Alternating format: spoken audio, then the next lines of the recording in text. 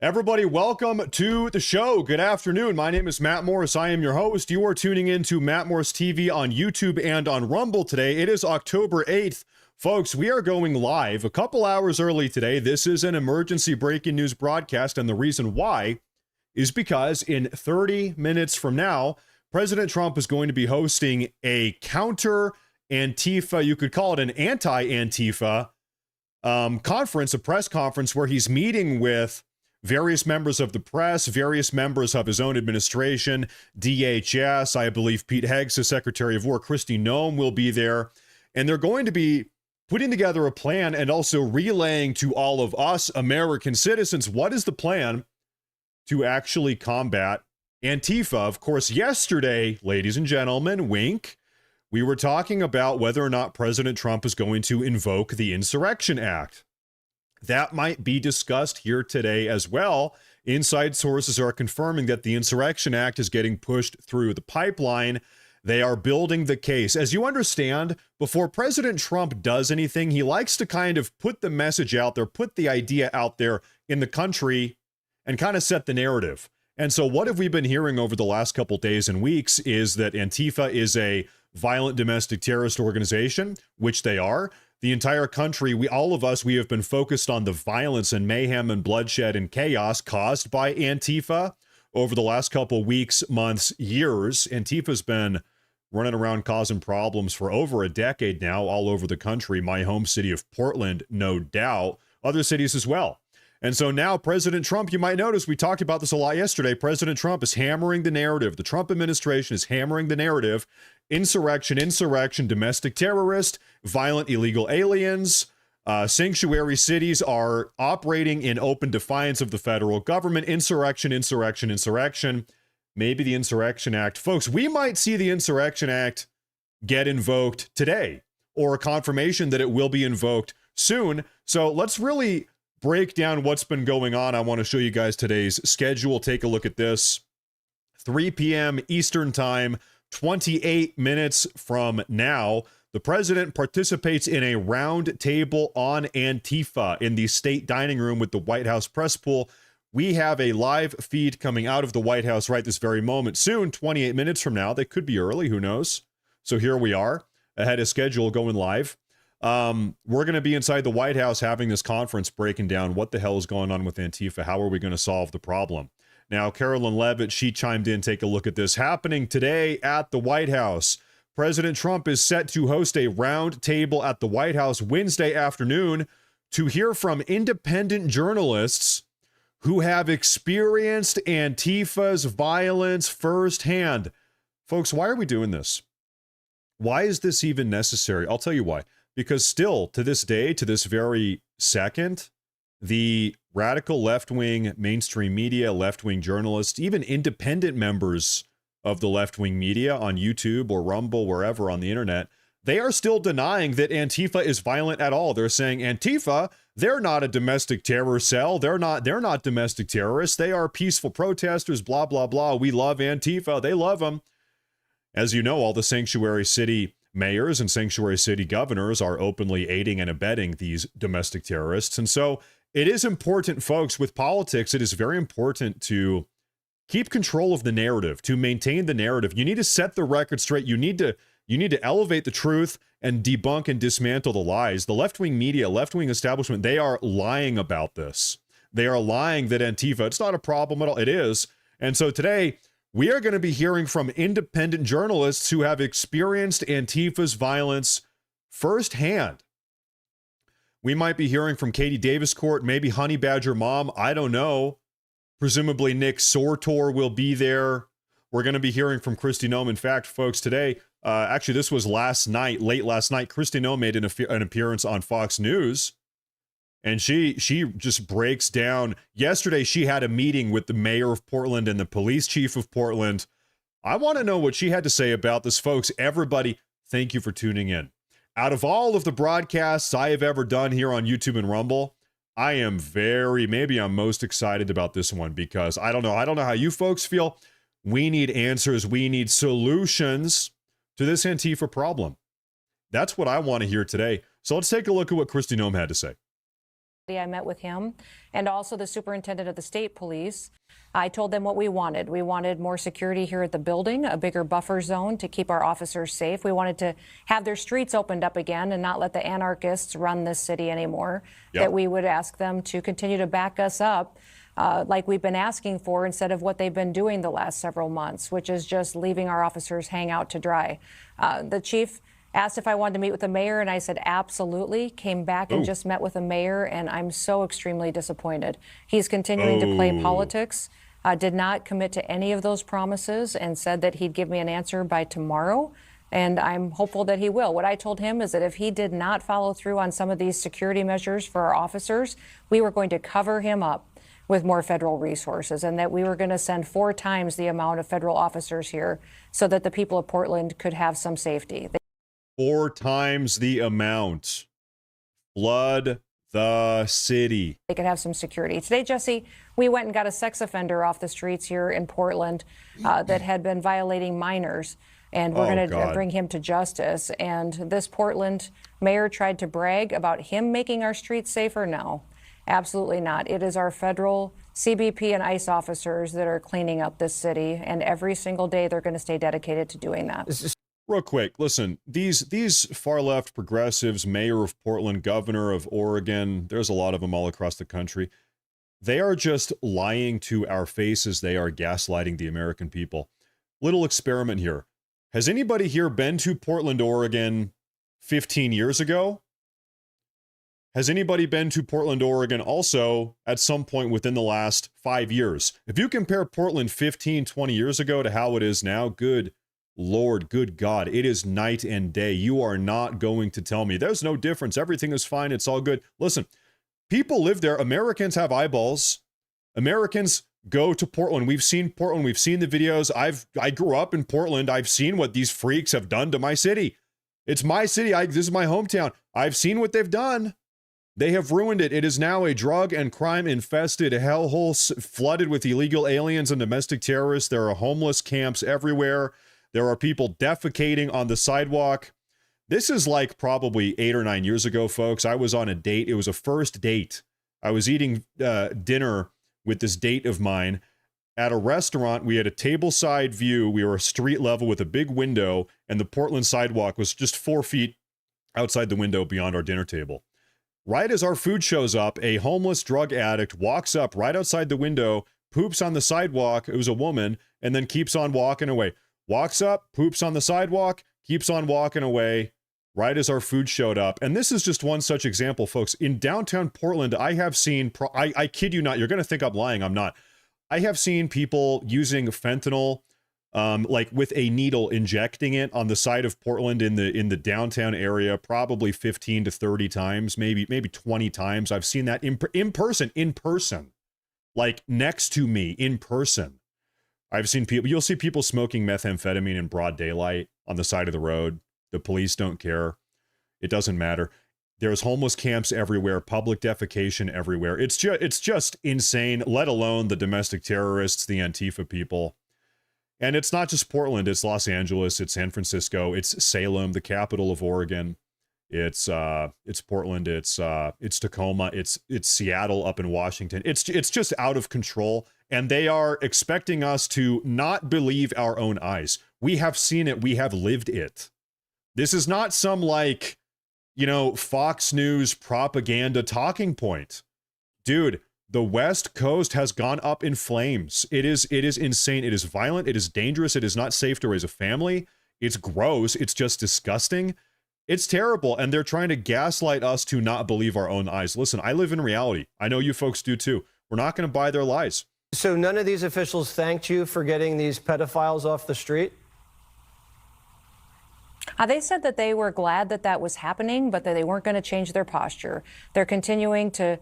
Here's the deal, Jesse, is they're more scared of the anarchists that are down on the street right now yelling horrible, horrific threats at our officers than they are of the officers or the people that live in this city. Right next to this building is an apartment building filled with people who deserve to be able to come in and out of their building safely. I asked the mayor, I said, do you get to go home at night and walk from your car into your building and do so safely? Do you get to drive to work and be safe while you do that? I said, those people don't get the opportunity to do that. They don't. You guys have seen that apartment building right across the way from the ICE facility in downtown Portland. Oh my gosh. In fact, I was talking to my brother. My brother still lives in Oregon, actually. I'm not going to say what town. He's got a good friend who lives in that apartment building. You know, the apartment building right across from the ICE facility? We've all seen it time and time again. He's got a college friend of his that lives there, and he's losing his mind. His friend is losing his mind because every night these freaks are down there yelling and screaming and shouting and lighting off explosives, yelling expletives until 3 a.m. outside the ICE facility. This guy hasn't, the friend of my brother, he hasn't had a good night's sleep in months, and really 9 months since Trump got back in office. These freaks are out there just shouting and having a meltdown. It's nuts. Here we have, this is posted by the official rapid response page. This is a Portland resident said, I only come out during the day. You see the all black covered Antifa people aren't here. They come in with the night. In the daytime, it's all these little old senior people that think they're changing the world before they pass from this earth. And you know, we've seen that, folks. We have together, I'm sure on your own, we have watched a lot of this footage from outside the Portland facility. We've seen this time and time again during the day. Maybe it's 4 or 5 in the evening, in the late afternoon, and you have sort of a more like normal crowd, albeit elderly. It is an elderly crowd. It is kind of a weird thing. But then when it gets a little bit darker, the evening progresses on, the more like, if you can even call them normal, the normal people, they kind of leave. Like the regular people, they leave, they go home, it's their bedtime. Then the violent Antifa freaks come out. Then the domestic terrorists come out. There is a little bit of a changing of the guard. First, it's the boomer guard. Then it's the domestic terrorist Antifa guard. And they swap at maybe 7 or 8 p.m. And we've seen that time and time again. Old commie hippies, they took too much acid in 1973 and now their brain is fried. I don't know. I really don't know the psychology, but you need to, I mean, it's just observably true. I don't understand the psychology of these people, but they're out there. They think they're changing the world. I don't know. And then they go home. But then the Antifa people come on out. Now, this is a Fox News clip as it pertains to this also. We're talking about a local Portland City business owner. Folks, President Trump is coming out in about 18 minutes. We're going to keep tabs on that. But right now, we're doing a little bit of a recap. Has crime impacted your businesses? Yes, absolutely. In fact, yesterday morning, I was broken again for the 10th time. I will say that the police responded very quickly, which was better ticket times as far as getting them to the site quicker. So that was very helpful. Wow. How do you feel about National Guard in Portland? What do you think about that? What are your thoughts? We need help here and something needs to be done. So if this is what we need to do to get our leaders paying attention to what's happening in Portland, then I think it's a good thing. We've been struggling for a long time, since 2020, and it's really difficult to do business in downtown Portland, and we need all the help we can get. And if this creates a little bit of peace in our city and shows that there really is some issues happening, then I think that it's for the best. I'll tell you what, it was, I think anybody from the Portland area can probably back me up on this. If you remember when Trump won the election in November of 2017, November of 2016, he was sworn in January 2017. So yeah, it was November of 2016. Trump won the election. We got the word Hillary Clinton lost. For the next 2 or 3 nights in Portland, Oregon, we had, I was living in Portland at the time, they had the single largest anti-Trump protests and riots anywhere in the country. Anywhere in the country, anti-Trump. Trump won the election. They're pissed off. They're raging out. They're blowing stuff up. They're lighting stuff on fire. Property damage. Businesses getting destroyed. The biggest anti-Trump riots, November 2016, anywhere in the country. And since then, it's just escalated. Of course, it peaked again in 2020 during the Black Lives Matter stuff and the COVID stuff at the same time. It was the perfect storm, if you can even call it. It was terrible. And then now it's spiked back up again now that President Trump is back in the White House. Really, November 2016 was the downfall of Portland. Before then, it was Portland. I need to be honest. It was always liberal and weird and hippy dippy. And yeah, it was always liberal and progressive, but it wasn't violent and dangerous and drug infested. It's really just in the last 9 or 10 years where things have gotten insane in some of these cities. I don't know, long gone are the days of like peaceful liberal cities. You know, Seattle used to be a peaceful liberal city. San Francisco used to be a peaceful liberal city. And yeah, it was kind of gay and liberal and hippy dippy. Yeah, okay, whatever. It's not for everybody. But it wasn't like violent. It wasn't drug infested, you know? Now it is. Those days are long gone. Now all of these liberal cities, they are hell on earth. Kristi Noem chimes in again. He keeps throwing out insults. I wish he would just defend the people that he's responsible for. And that is what is shocking to me about these leftist politicians, just how they ignore the people who elected them, jeopardize their safety, and continue to disrespect our law enforcement officers. So one of the things I've been dealing with all day here in Portland is a bunch of pansies that are elected into political office who won't make a decision to keep their citizens safe. Nope. I'm proud of our federal law enforcement officers. They're absolute rock stars in the face of this kind of opposition, and we're going to continue to get them the resources they need to get the bad guys off the streets, Jesse. So, Pritzker, I'm seeing, do I have the clip here? Pardon me here. The White House posted this. President Trump, my goal is to stop crime in America. Governor Pritzker and Chicago Mayor Brandon Johnson, they are obviously in tears. I think that might be AI generated. That's okay, though. Probably true nonetheless. Pritzker this morning called President Trump a Nazi. I kid you not. They are still doing this. They're still pushing this narrative. Pritzker said it explicitly this morning. President Trump is a Nazi. President Trump fired back this morning likewise. He said, Chicago mayor should be in jail for failing to protect ICE officers. Governor Pritzker also. These guys don't like each other. I have a feeling they don't like each other. President Trump this morning, the president of the United States of America, said, Chicago Mayor Brandon Johnson, Governor of Illinois Pritzker should be in jail for failing to protect ICE officers. Question to the audience. Do you agree? I do. If you ask me, I do. That's how I feel. Yeah, I think so. These people are out of their gosh dang mind. Now, I saw, and folks, by the way, we've got 13 minutes until Trump is going live inside the Oval Office. So we're still working through the intro, going through all the precursor information here. Bear with me. The official White House website, whitehouse.gov, take a look at that, posted an article just about a half hour ago, right as I was getting ready to go live with you guys. And the article is titled this, Portland, fake news ignores Antifa violence, residents plea for help. This is on whitehouse.gov. They are taking this problem seriously, published today, about a half hour ago. I want to read through this. I think we have some time here. Take a look. For years, an Antifa-led hellfire has turned Portland into a wasteland of firebombs, beatings, and brazen attacks on federal officers and property. Yet, the fake news remains in shameful denial about the radical left's reign of terror. That's why, as President Donald J. Trump mobilizes federal resources to safeguard lives and property, the White House is hosting today, 13 minutes from now, the fearless independent journalists who have long risked their own safety to shine a light on Portland's descent into chaos. So we're going to have on the ground journalists, experts with President Trump today in the White House conference room with, I believe, Secretary of War Pete Hegseth, with most certainly DHS Secretary Kristi Noem, all the experts, all the hotshots. Of course, Portland's own citizens, betrayed by their leaders, are sounding the alarm loud and clear, demanding action while the fake news turns a blind eye. We have Portland City testimony, but first I want to take a look at some pertinent super chats. Curtis says they aren't scared on the anarchists, they are the anarchists. True. That is true. Most certainly they are in defiance of the federal government and all of us American people. That much can be said. Thank you very much, Curtis. Welcome back to the show. Thank you for tuning in.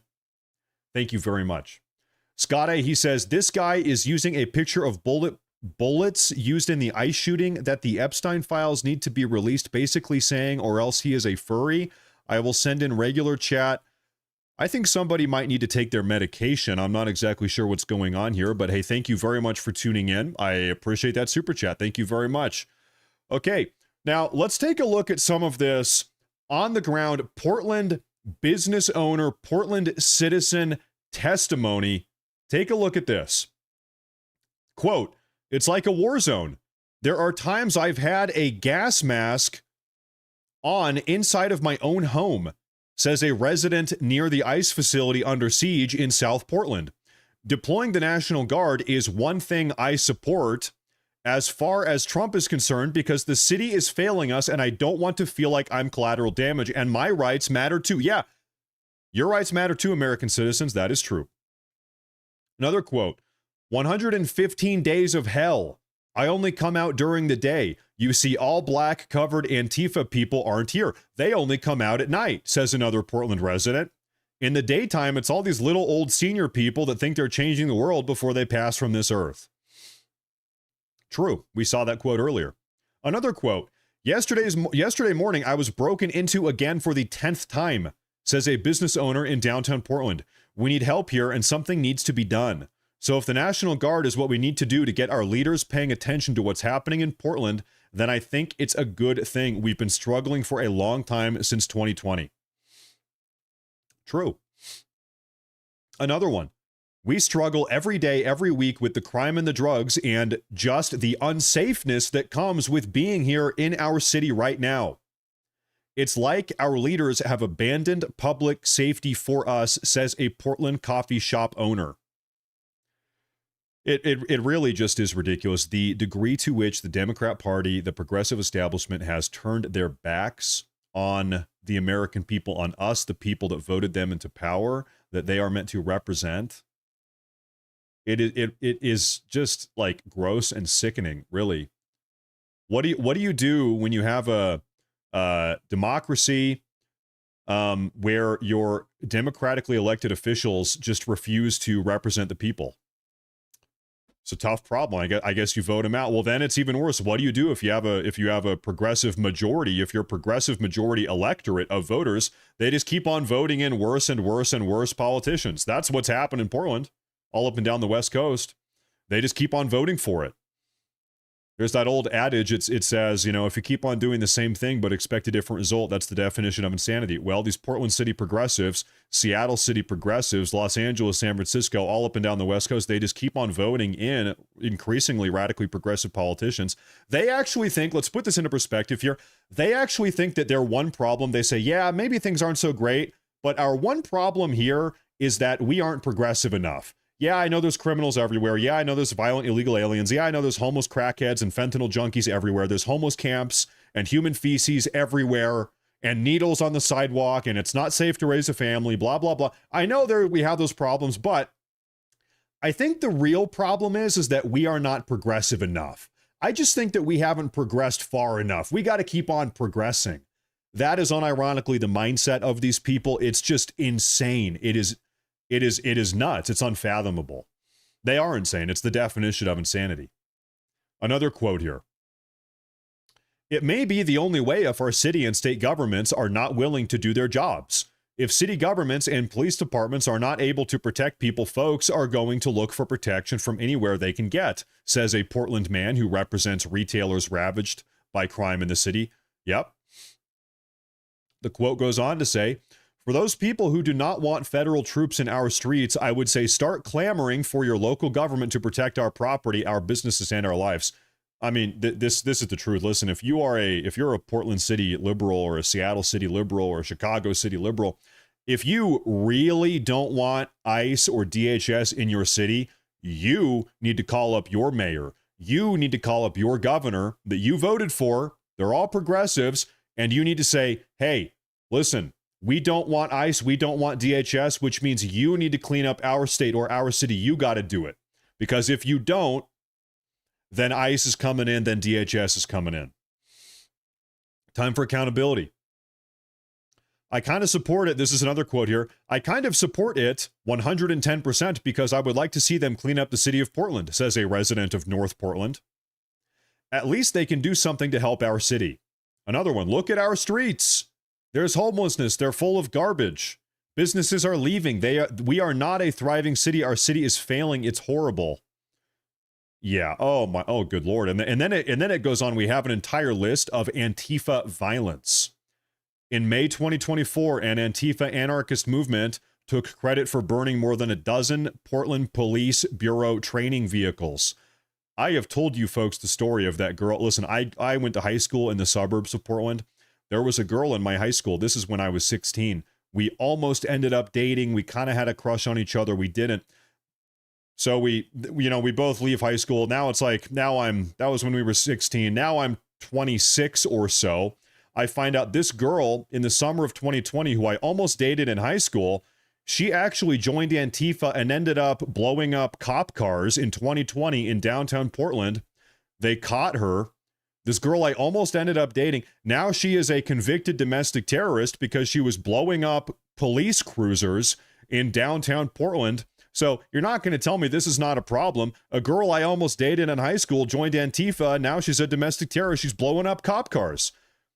She actually, we've got video evidence of, there's photos of her doing it. It's like, man, dodged a bullet there. But this whole like, it's not a problem. No, this is, nothing going on here. Listen, my high school crush was blowing up cop cars. What do you mean?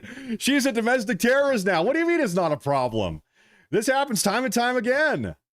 What are you talking about? Now we have an entire, 25-point bullet point list here. In May 2022, Antifa members deployed smoke grenades. You know what? I'll tell you what, I would not be surprised if the story of the girl that I almost dated here is actually on this list right here. I would not be surprised. We're gonna read through this, folks. We are waiting to go inside the White House right now, but until then, I want to take a look at this. Soon, President Trump is going to be speaking here. I will take a look at these super chats real quick over here on YouTube. Charlie Lopez says, thank you very much, by the way. He says, I'm Hispanic, but I call myself American. I voted for mass deportations. We, the people, have voted time and time again for mass deportations. Let's make it happen. I agree. Press 1 in the chat on YouTube and Rumble. Just the number 1 if you are in favor of mass deportations. I think we need to have that. And also mass industrial federal crackdown on Antifa and all these domestic terrorists. We got to shut that down too. We have a lot of issues here. Thank you very much. I appreciate that. Thank you. 11 Bravo, Preps Arizona. Thank you very much. Thank you. Thank you, sir. Thank you very much. Fred Samuel, he says, the few Americans on the left coast need to take a stand against this crap. I will tell you what, most certainly in Washington and Oregon, the conservatives are rising up. There is a movement in California and Oregon to take these states back. It might take some time, but there is movement. There's some motion there. Washington, I'm frankly a little bit less optimistic. Honest to God. Washington, I think it's fair to say, is actually probably the single most progressive state in the nation. Washington State. Oregon could go red, like in a year now. Oregon could have a red governor 2.5 years from now, or rather a year and a half from now. That could happen. California might be a little bit longer down that journey, but California might be turning red too. Washington, it's going to be a bit more of a struggle here, but you know what? You're right. They are rising up, and they are. Thank you very much. I appreciate that a lot. Thank you very much. In August of 2021, Antifa terrorists violently attacked right-wing demonstrators with explosives and chemical spray. In January of 2021, more than 100 Antifa demonstrators attacked Portland police and vandalized property with some armed knives and long poles. By the way, I see some people asking, why do all these Antifa guys, why do they wear masks? Why does Antifa wear masks? Well, really the reason why is because they all look like this. If you guys want to see oh Lord have mercy. So this is a lineup here of Antifa, Portland City, Rose City, Antifa mugshots. People that have been arrested, at least temporarily, over the last couple of years. And you can see these are the type of people here that are out here doing this stuff. Real lovely, real beautiful people. Beautiful, lovely, handsome people is what it is.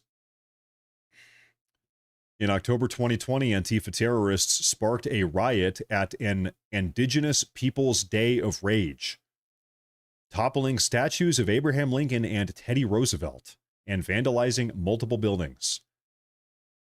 Wow. That really is just something else. In August of 2020, a self-described Antifa militant shot and killed a Patriot Prayer supporter during a riot in Portland, then was later killed after he brandished a weapon while law enforcement attempted to apprehend him on murder charges. Just absolutely. These people are unhinged. And so, folks, right now, one moment, because President Trump is scheduled to have this conference here any second now. Let's just make sure that we are not missing anything. I'm going to pull up the official White House page. Right now, we've got our feed outside the White House. Let's try to get inside the White House. Okay, so folks, the official White House broadcast is not live yet. I'm sure they will be any moment. But until then, folks, we have stuff to talk about. Let's talk real quick about what's been going on in Chicago. This is FBI Director Kash Patel. He was on Sean Hannity last night talking about the current state of events. We are taking the juggernaut that is demolishing the weaponization of law enforcement and bringing it to places like Chicago. When I was there today with Todd, we learned that the Chicago city streets have 110,000 gang members. That's right. You heard me right. What? In Chicago, there are 110,000 gang members? If I can do some math here, that must be like 5%. 5% of all of the people, 1 out of every 20 people in the city of Chicago are a member of a criminal gang. Astounding. Really, just astounding. They had 1,200 shootings this year alone, 360 homicides. When politicians choose to side with those metrics and not their citizenry, thank God we have President Trump and this Department of Justice and this FBI going in there and crushing violent crime. And President Trump sent us into these cities quietly to set the stage, to set up for the National Guard, to see the success that we saw in Washington, D.C., in Memphis. The FBI has been leading the charge in every single one of these streets because we know how to gather ground-level intelligence, and we know how to put handcuffs on the bad guys, and we know that we have the backing of this administration. And most importantly, the agents at the FBI know that they have the backing of the American people and their government. Folks, little perspective here. I'm just thinking through this here for a moment. There are 110,000 active gang members in the streets of Chicago. There are more gang members in Chicago than almost every single European country has active military personnel. You understand that? How many European countries have over 110,000 active military personnel? Almost none. We've got more gang members in Chicago than almost every single independent European nation has active military. Just as a little comparison, a little perspective here. This is, so I saw some people in the live chat saying that's like an army. Yeah, it is. It's like a little gang military. That is astounding. Really, it is. Now I want to show you something here. President Trump, we have some new data coming out. Take a look. President Trump's National Guard crackdown on crime-ridden cities, including D.C., L.A., Portland, Memphis, Chicago, etc., has actually boosted his support amongst urban voters. That is astounding because when you think of Trump voter, you think of people living in the country, people living in the suburbs. You don't think of urbanites. You don't think of people living in the heart of the city, really. City dwellers are generally more progressive. The further you get out of the city, the more conservative people are. I think everybody knows that. Trump's desire to crack down, deploy the National Guard in these cities is actually, that is astounding, boosting his support amongst these Democrat-leaning urban voters. A new poll in September from TIPP found Trump's approval in U.S. cities has risen to 47%, giving him a +3 net rating. He's up 3 in the midst of talking about all of this National Guard deployment, crackdown on crime. That is, man, that is really astounding because, you know, we talked about this little couple minutes ago. The far left media establishment, they are still to this very second pushing the narrative that, you know, Trump is an authoritarian. He's trying to take over the country. Nobody supports the crackdown. Leave us alone. Leave our sanctuary cities alone, blah, blah, blah. Well, actually, guess what, Democrats? People like it. Your own people like it. Democrats are liking it. Separately, ActiveVote found his urban approval rating from -25 in August has risen up to only negative 14 in September. So still, this separate poll, still negative, but much less negative. And the reason why is because we're talking about the National Guard deployments. Listen, people are sick of crime in their cities. People are sick of it. Oh, good Lord, get that off the screen. Lord have mercy. And so, folks, right now, we are waiting for President Trump to go live inside of the White House press conference room. Any minute now, they will be doing that. Did he sign the act yet? We have not seen President Trump yet. President Trump, real quick, if you are tuning in, everybody, welcome to the show. Thank you for being here. President Trump is set to go live inside of the White House. Actually, it was scheduled for 5 minutes ago, so we are a couple minutes late right now. We've got a live feed from outside of the White House.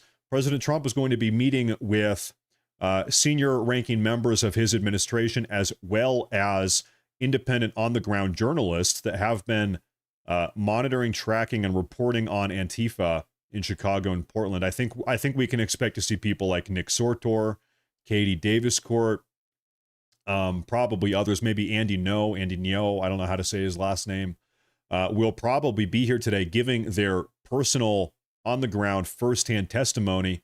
Because keep in mind, a lot of these on-the-ground journalists, we've been watching them together. A lot of them, they've been beaten, abused, spit on, yelled at, given death threats. And so we're going to hear some first-hand testimony really any minute now. President Trump, he kind of operates on his own schedule, so we are on standby waiting for him. While we have this downtime here, this calm before the storm, so to speak, what I would like to do, folks, is double back and keep on reading through some of these terrible attacks. Because, good Lord, Antifa has been causing problems for a long time. But first, excuse me, we do have a couple super chats here. Michael McLeod, he says, Washington, by the way, thank you very much. Washington is a follower state. They copy what New York and California do. Seattle used to be a cool indie place not so long ago. I know. It was kind of hippie and liberal and whatever, but it wasn't dangerous and violent like it is now. But believe me, plans are in motion for change. The left won't be here laughing for long. Now, I will tell you something. If we have any Washington state residents, I just moved out of Washington about a month ago. I can tell you firsthand. In fact, this is one of the reasons why we moved. Washington, about 2 years ago, passed legislation saying that if your child comes to you as a parent and says, hey, mom and dad, I think I'm transgender, I want to have a transgender surgery or take transgender hormones, if you, and your child might be 12 or 13 or 14, it's under your custody. If you as the parent say, no, listen, okay, that's great, but if you want to do that, you're not going to do it under my supervision. If you want that, if you think you're trans and you want hormones or surgery, wait till you're 18, you're a legal adult, you can do it. Okay, well, if your child runs away at age 12 or 13 because you refuse to give your child hormones or transgender surgery, the state government can keep that child from you and not return your child back to your custody. So the state government, they passed new legislation 2 years ago saying the state government can keep your child from you, steal your child from you if you don't give your child transgender health care, hormones, or surgery. That was legislation they passed 2 years ago. I said, all right, enough is enough.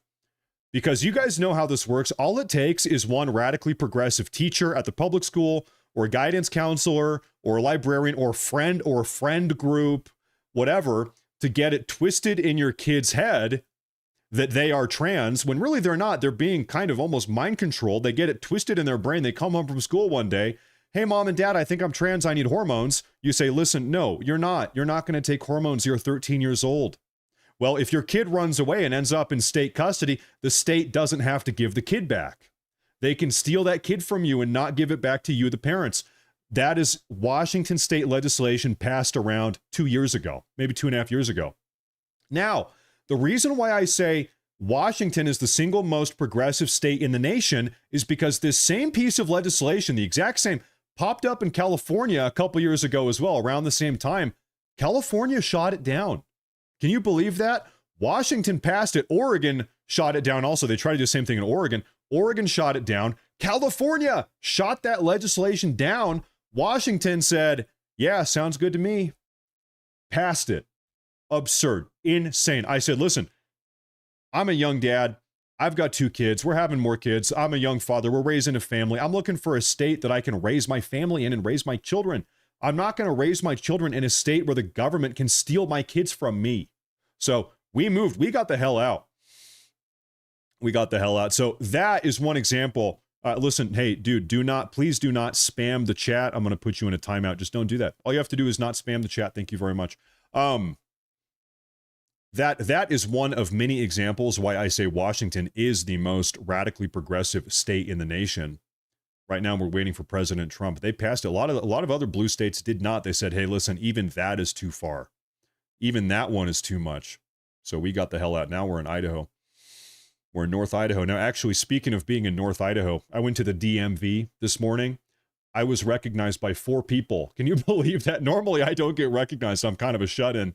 I don't leave my house too much. I went to the DMV today, and I met 4. Maybe you're tuning in right now. Hey, if I shook your hand or said hi to you this morning at the DMV, welcome to the show. You were very nice. It was pleasant. I met some very nice people today at the DMV. But I went to the DMV, I met 4 people. They said, hey, are you that guy on YouTube? I said, yeah, hey, nice to meet you. I hope you enjoy the show. So we've got viewers all over the place down at the DMV this morning. I'm trying to get a new ID. Anyway, we have Crap Out Super Chat here. He said, between the gangs and the good old boys is one of the main reasons why nobody will ever directly invade the U.S. The Japanese said it, but yeah, the old famous Japanese saying, General, whatever his name is. He said, behind every blade of grass is the barrel of a rifle. He said, the U.S. will never be invaded. There's too many guns. And you know what? By the way, that's kind of the purpose of the Second. Well, that's one of the purposes of the Second Amendment is to dissuade foreign invasion. And, well, I mean, we haven't been invaded ever. Well, we haven't been invaded outside of 1812 when the British came back. But beyond that, no, we've never been invaded. So it seems to work pretty well as far as that goes. Hey, thank you very much. I appreciate that.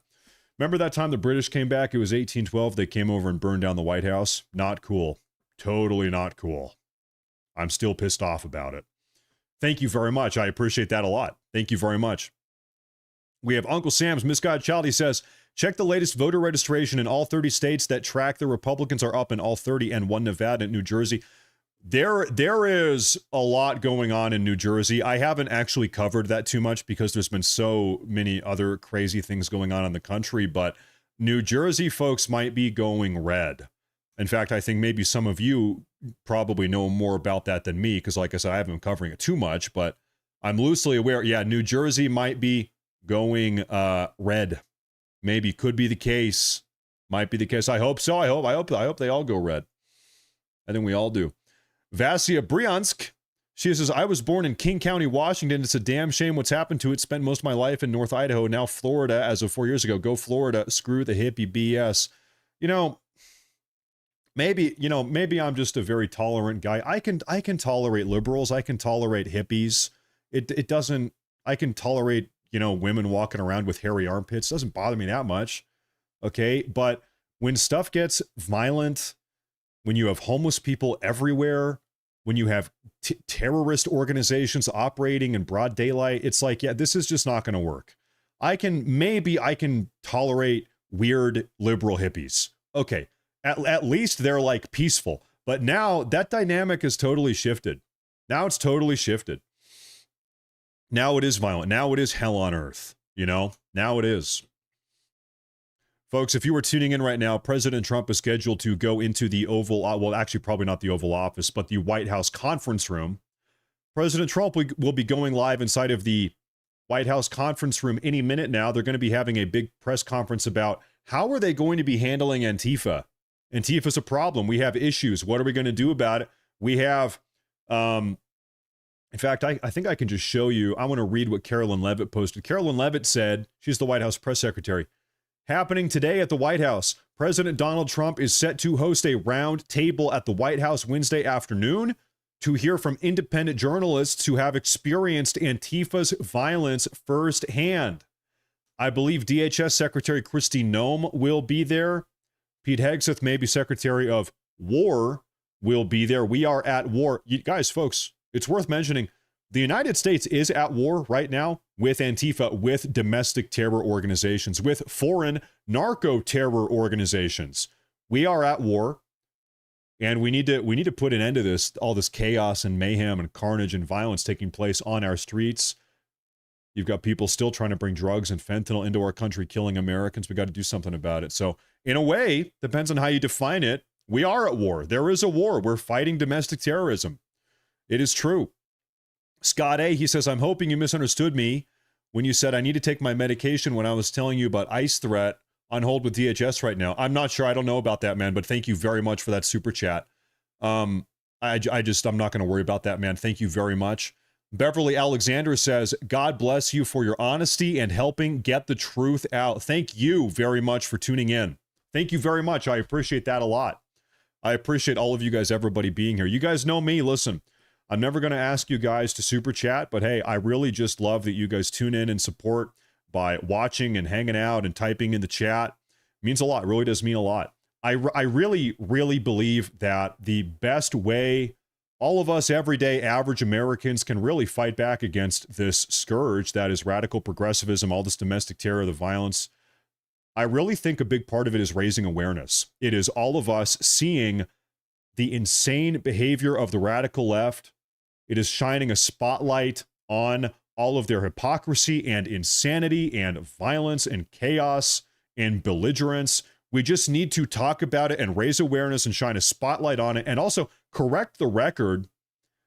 And what I mean by correct the record is that you still have the left-wing media that is saying, oh, Antifa's not a problem. Oh, it's not a big deal. Who cares? Portland is fine. Portland is beautiful. It's all good, whatever. No, it's not. We're shining a light on it. We're not going to let them keep on lying to the American people. So here we are. Thank God for the independent media these days.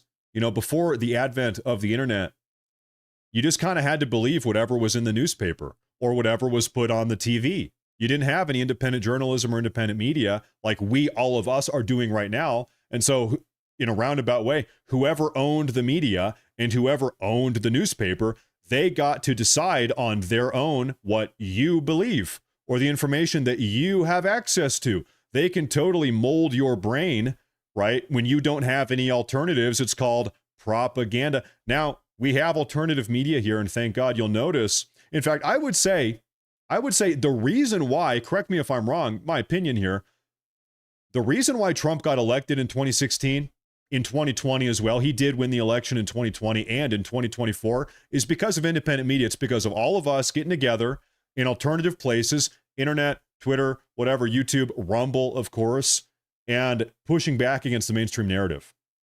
It was us. It's this alternative, media, environment that really has paved the way for an outsider like Trump to bust his way into the establishment and start breaking it up, which is still kind of what we're seeing to this day. And so right now, folks, we are waiting for President Trump to go live right now in the White House. Propaganda.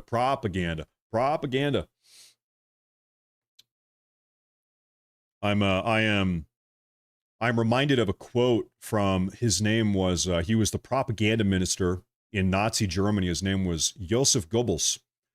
And he actually had a very curious quote about propaganda. He said, the best propaganda is the truth, which is curious because, you can say he's a bad guy. That's a true quote. I think when you think about it, that is a true quote. The truth, they say, the truth shall set you free. The best propaganda that you can have on your side is the truth, is shining a light on the truth and debunking the lies. It's kind of a curious quote from a curious guy, but it is true anyway. And I like to think that we have the truth on our side. That's my opinion. I think that's a fact. We have seen time and time again the radical left, they are just lying and gaslighting and distorting and molding information to push their own agenda. And so today, I really think the purpose of today, you can see the White House put out this big article going over just all of the crimes and the violence that Antifa, we read through all of this a little bit earlier, all the crimes and violence that Antifa has perpetrated over the last decade or so. The article is called Portland Fake News. The fake news is ignoring Antifa violence, and the residents are pleading for help. And so we have story after story, testimony after testimony, people living in Portland, and a rap sheet of Antifa violence over the last 10 years. And I think we're going to be talking about some of this today. Of course, we also have journalists that have experienced Antifa's violence firsthand. going to be talking to President Trump as well, sharing their own testimony. And so any minute now, President Trump is going to be coming on out. I want to say thank you all very much for being here. I'm going to take a look at some of the comments here. First, I see one new super chat. He says, Liberty Linda T, be careful meeting new peeps near you, your new abode. You need to keep certain info close to your vest. Ask yourself, what if questions? Matt, obviously you're popular. Thank you for sharing the truth. Yeah, I'm not going to be telling anybody my address or my social security number, but I mean, if you see me in public, I'll say hi. I don't bite. That's just kind of the way that it goes. So thank you for that. I appreciate that, though. I appreciate that. Luckily, I think the area of the country I live in, I think most people kind of agree with me. I think people are a little bit more conservative up here, or almost entirely conservative. Now, I see another big super chat here. It says, it's not just Antifa, it's the criminals in power helping them. Yes, very true. Brandon Johnson should be in cuffs too. You saw what President Trump posted today. While we wait, I'll show you here. President Trump himself, he posted on Truth Social, he said, Chicago Mayor Brandon Johnson should be in jail for failing to protect ICE officers. Governor Pritzker also. Do you agree? I think yes. The mayor of Chicago, Brandon Johnson, yes. In fact, listen, you call me a radical all you want. I think all of these sanctuary city politicians. Maybe you call me an extremist. I don't know. Listen, if you are operating a sanctuary city or a sanctuary state in direct and open defiance of the federal government, the democratic will of the American people, we have voted time and time again. We do not want this. We do not want what these sanctuary cities are doing in this country. Yeah, listen, these people, as far as I'm concerned, they are engaging in sedition, or even worse yet, insurrection. As you all saw, we talked about this yesterday. Chicago Mayor Brandon Johnson, he came out and said he signed a city-level executive order, Mayor Brandon Johnson, saying that now he's establishing ICE no-go zones. That now, as a consequence of this executive order on the city level in Chicago, there are zones in Chicago where ICE officers can't go. Well, okay, inquiring minds want to know, what if an ICE officer, a federal officer, does go into this no-go zone? Then what? What are you going to do, Brandon Johnson? Are you going to tell the Chicago PD to shoot them or arrest them or detain them or what? What are you going to do? In a way, in a roundabout way, it's like how do you plan on enforcing this? Chicago Mayor Brandon Johnson sounds a little bit insurrection-y. Sounds like you are greenlighting Chicago PD. It sounds like you are directing Chicago PD to detain or arrest or to get in shootouts with federal officers. How do you plan on enforcing this, Mayor Brandon Johnson? What does that look like exactly? I think that is perhaps the most important component of this. So yes, I do think these people need to be arrested. And call me whatever you want. You know what, folks? There's something maybe I can show you here while we have a minute, while we're speaking about Antifa, which is the big topic of today. Rosa de Arment, by the way, that is a big super chat. Thank you very much. I want to say thank you very much for that. Rosa, thank you very much. That's a $50 super chat in YouTube. We are live on YouTube, Matt Morris TV, and Rumble, Matt Morris TV. Rosa, thank you very much. Ladies and gentlemen, I don't know if you have heard this individual's name. His name is, dare I say it, I might combust into flames, Hassan Piker, who seems to be a member of Antifa. For years now, he's been wearing Antifa t-shirts and having Antifa decorations all over his house. He is one of the biggest. By the way, there's a very cute picture, me and my puppy, my little Argos, 5 months old German Shepherd puppy. Anyway, this individual named Hassan Piker, he's one of the largest broadcasters in the entire country. Over on Twitch, he's a communist. He's a member of Antifa. He's a far left radical progressive. He's an anchor baby. He's a Turkish anchor baby immigrant, and as he's a terrorist supporter, we've seen him support all different types of terrorist organizations all over the world for the last couple of years. There's ample proof of that. But even more concerning, perhaps, is that yesterday he did something terrible. Yesterday, on his live broadcast over on Twitch, he abused his dog. I don't want to play the clip for you, and then we're going to break it down. Take a look at this. I'm going to put this up on the full screen. I'm sorry. This is terrible. Watch. All of America's much more consequential Keep an eye on the dog in the back. violence.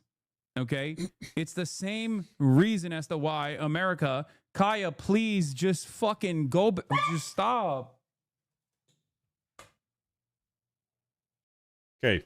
If we can slow-mo this, the dog gets off of its bed behind him, puts its hand down on the ground. He says, Kaya, get back on the bed. He reaches over. He hits a button on his desk. It's a shock collar. He electrocutes the dog.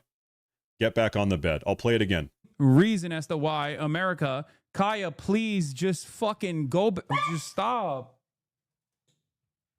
And so you can see here, he looks down. You can see he's looking. There's a button on his desk, maybe a remote. Move my camera. He puts his arm down. Fucking go. Just stop.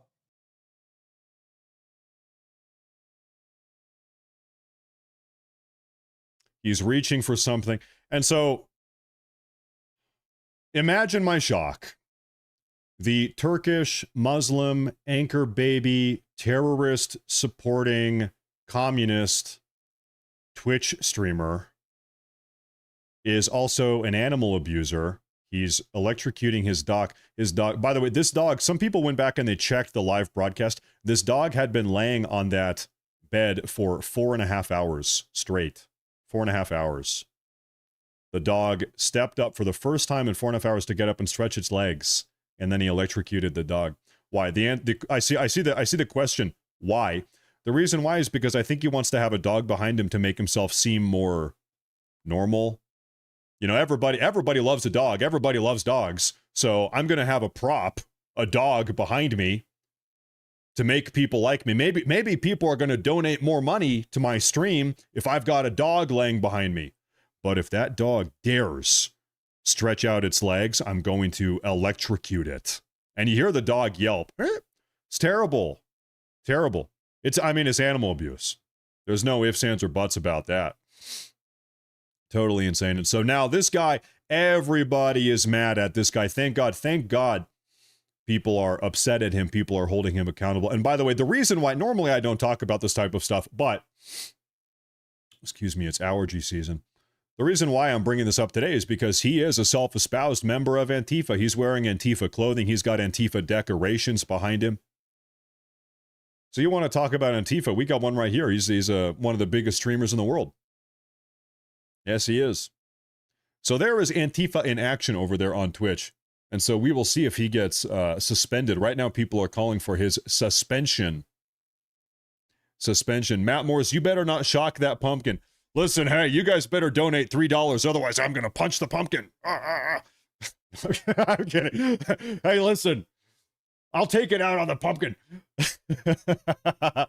Oh, I'm kidding. By the way, though, we do have a massive super chat here from Raya. We have a massive super chat here from Raya. She says, because you are the best, you speak truth, and you are not afraid to. Best channel members and patriots, thank you. Thank you and everybody here. Thank you very much. That's a massive one. All the best to you and your wife, family, and puppy Argos. God bless, and God bless America. Raya, can I tell you something funny here? I told you that, I see a car going up to the Oval Office or to the White House there. I told you I was at the DMV this morning, the Department of Motor Vehicles, and I had some people come up. They said, "Hey, are you that YouTube guy?" I said, "Yeah, great." One of them was a man. It was a man and a woman. They were a couple, and the woman, she was very nice.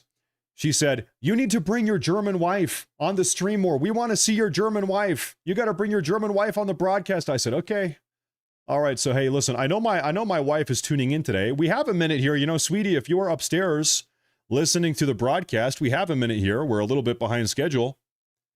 It's up to her. I'm not going to force her to do anything, but if she wants to come down and say hi, maybe she can come down and say hi to you guys. But I did have a special request in real life today. You got to bring out the German wife. It's up to her, though. I'm not going to force her to do it. Hey, thank you very much, Raya. Thank you very much. I appreciate that. You're one of the longtime, big-time supporters. Thank you very much.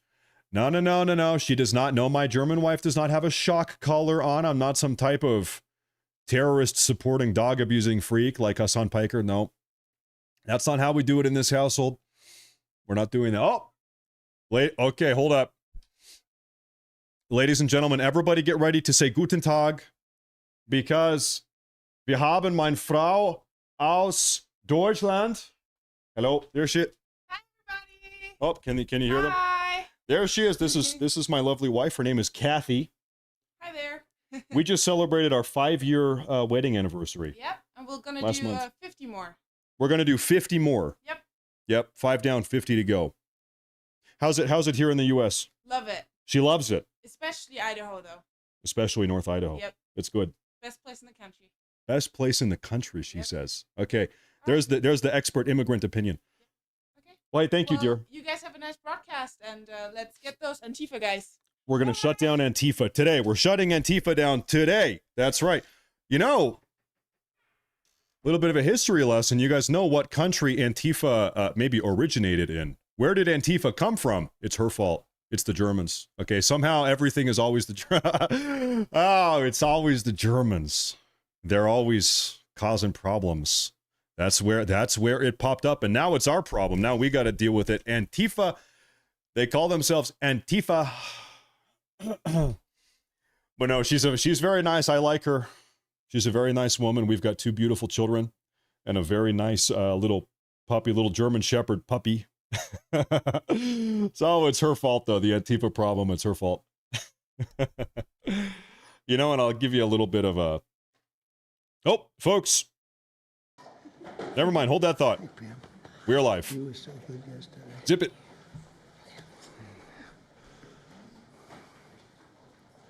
There we go. We're getting started now. Thank you very much. I was just dealing with people from the Middle East, Arab people and other people on the potential peace deal for the Middle East. Peace for the Middle East, that's a beautiful phrase, and we hope it's going to come true, but it's very close. And they're doing very well. We have a great team over there, great negotiators, and there are unfortunately great negotiators on the other side also. But it's something I think that will happen, got a good chance of happening. I may go there sometime toward the end of the week. Oh. Maybe on Sunday, actually. Middle East, probably Israel. And we'll see, but there's a very good chance negotiations are going along very well. We're dealing with Hamas and many of the countries. As you know, we have all of the Muslim countries are included. All of the Arab countries are included.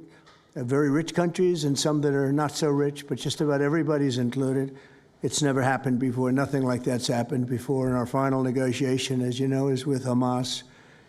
And it seems to be going well. So peace deal. We'll let you know.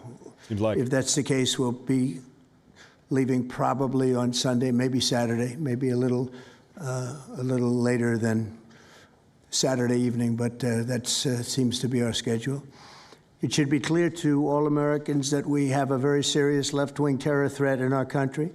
Radicals associated with the domestic terror group Antifa that you've heard a lot about lately, and I've heard a lot about them for 10 years.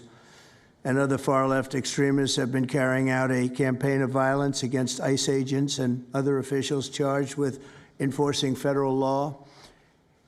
In Chicago, anarchists have surveilled at least 4 local ICE facilities and posted diagrams of the buildings online, meaning nothing but bad, accompanied by photos of specific ICE agents that they're targeting, one in particular who's a top person and a great patriot.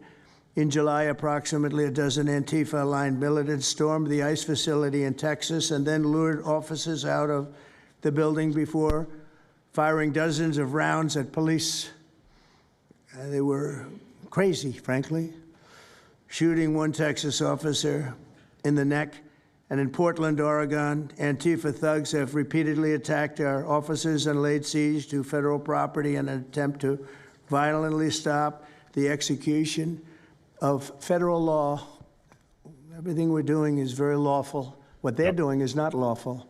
And what the governor and the mayor of, as an example, you could say of Portland, and you can say certainly of Chicago, it's not lawful what they're doing. They have to be very careful. In addition, 2 weeks ago, a radical left terrorist in Dallas conducted a sniper attack on a local ICE facility, killing 2 people and leaving behind a note that read, "Hopefully this will give ICE agents some real terror." Ooh, That's bad. evil. This attack came the very same month that Charlie Kirk was assassinated by a far-left extremist who inscribed the words, "Hey, fascist, catch," meaning catch the bullet, onto the bullet shelf itself. The epidemic of left-wing violence and Antifa-inspired terror has been escalating for nearly a decade. At universities, Antifa has organized riotous mobs to attack campus speakers. I see it all the time. And these are agitators, anarchists, and they're paid. And you'll find that out. You'll be finding it out very soon. You should see what we have on these people. These are bad people. These are people that want to destroy our country. We're not going to let it happen. They've used armed gangs to assault local police in cities nationwide, and they've attacked journalists reporting on their crimes. So the journalists that report on their crimes, don't worry, you're very safe. I hope that's not going to turn you around, but they have been very threatening to people, but we're going to be very threatening to them, far more threatening to them than they ever were with us, and that includes the people that fund them. Probably some of the people I know, some of the people I dine with, but if they do, they're in deep trouble. So we're going to be looking very strongly at the people that are funding these operations. When you see the signs, and they're all made out of a beautiful, beautiful paper, beautiful, nice, stiff, very expensive paper, with beautiful wood handles, all the same color. They come from very expensive printing machines. These are not people that write out their signs in a basement that believe in something. These are paid anarchists. At least 3 of these courageous journalists have personally been victims of Antifa attacks. Andy Ngo has been repeatedly beaten by Antifa thugs for his work in Andy is a very serious person, too, I have to tell you. I've been watching him for a long time. Is Andy here? That's what I thought. Hello, Andy. I thought that was Andy you. Ngo. You're looking better than you do out on those streets, huh? Look much better. It's nice to have you. You feel a little safer here, I think, maybe. Well, not that safe, because you have them. You have to worry about that. But thank you very much. Andy Ngo has been repeatedly beaten by Antifa, and including one assault that left him with a brain hemorrhage. Only days ago, Nick Sortor was assaulted in Portland by a flag-burning mob, and we've made it 1-year penalty for inciting riots. We took the freedom of speech away because that's been through the courts, and the court said you have freedom of speech. But what has happened is when they burn a flag, it agitates and irritates crowds. I've never seen anything like it on both sides, and you end up with riots. So we're going on that basis. We're looking at it from not from the freedom of speech, which I always felt strongly about, but never passed the courts. This is what they do: is they incite. When you burn an American flag, you incite tremendous violence. We have many examples of it, many examples of it, and it's actually down on tape. And you see things happen that just don't happen unless it's the flag that's burning. Very recently, Katie Davis Court was hit in the face with a flagpole in Portland by an Antifa radical, leaving her with a very blackened eye. So, Katie, thank you very much. And I'd like to also say that I watched Nick. Where's Nick? Is Nick here? Nick? Hi, Nick. That was a rough time you went through. I hope you got my little note. I wrote you a note. Oh. I really appreciated that. It helped a lot because it was a difficult situation. It was very stressful, and your note helped a lot. I truly appreciate it. I thought it was terrible, actually. I thought it was terrible. So we'll talk about it a little bit. Under the last administration, the Department of Justice targeted faithful Catholics, Christians, and patriotic parents as domestic extremists. They said, oh, they're extreme because they believe in God. They're extreme because they go to Catholic church, or evangelicals, where everybody was under the gun. Unless you were a really bad, sick person, then they left you alone. Under the Trump administration, we're going after Antifa criminals, and all who fund and support their campaigns are in serious trouble. And we have a lot of records already, a lot of surprises, a lot of bad surprises. It's people that you would never think. I want to thank Attorney General Pam Bondi, who, by the way, yesterday was incredible in Congress. It was amazing, and she just did it from the heart and the brain, because she's very smart, in all fairness. But she did it from the heart, and she did an incredible, everybody was talking about it. She exposed some of these fake senators, these terrible senators, people like Blumenthal that had a phony war record. For 20 years, he talked about it, what a hero he was, and it turned out he never went to Vietnam. Oh, wow. For 20 years, he talked about being a hero in Vietnam. Then it was exposed when he said what platoon he was with, and it was exposed that somebody was watching from that particular platoon. They said he was never with us. And then he went out and he cried, and he was ready to drop out of the election. And disgraceful. And then he looks at people like Pam and he starts criticizing her, and she's a patriot.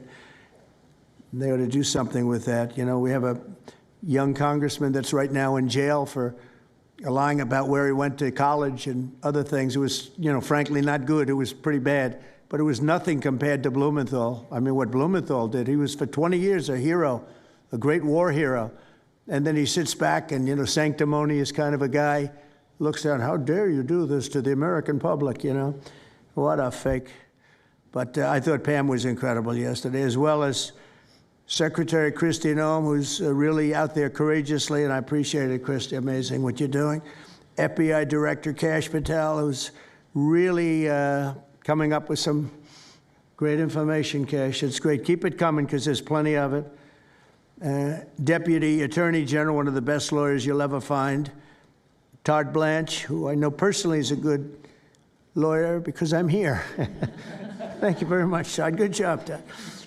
Let me ask Attorney General Bondi to say a few words, and then we'll follow it up with Secretary Noem and Director Patel.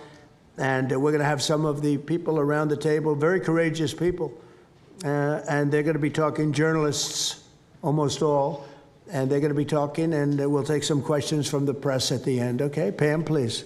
Thank you, President Trump. And as you made clear, Antifa is a domestic left-wing terrorist organization. Yes. We've seen them on video for years because they wanted to be seen and they got away with it.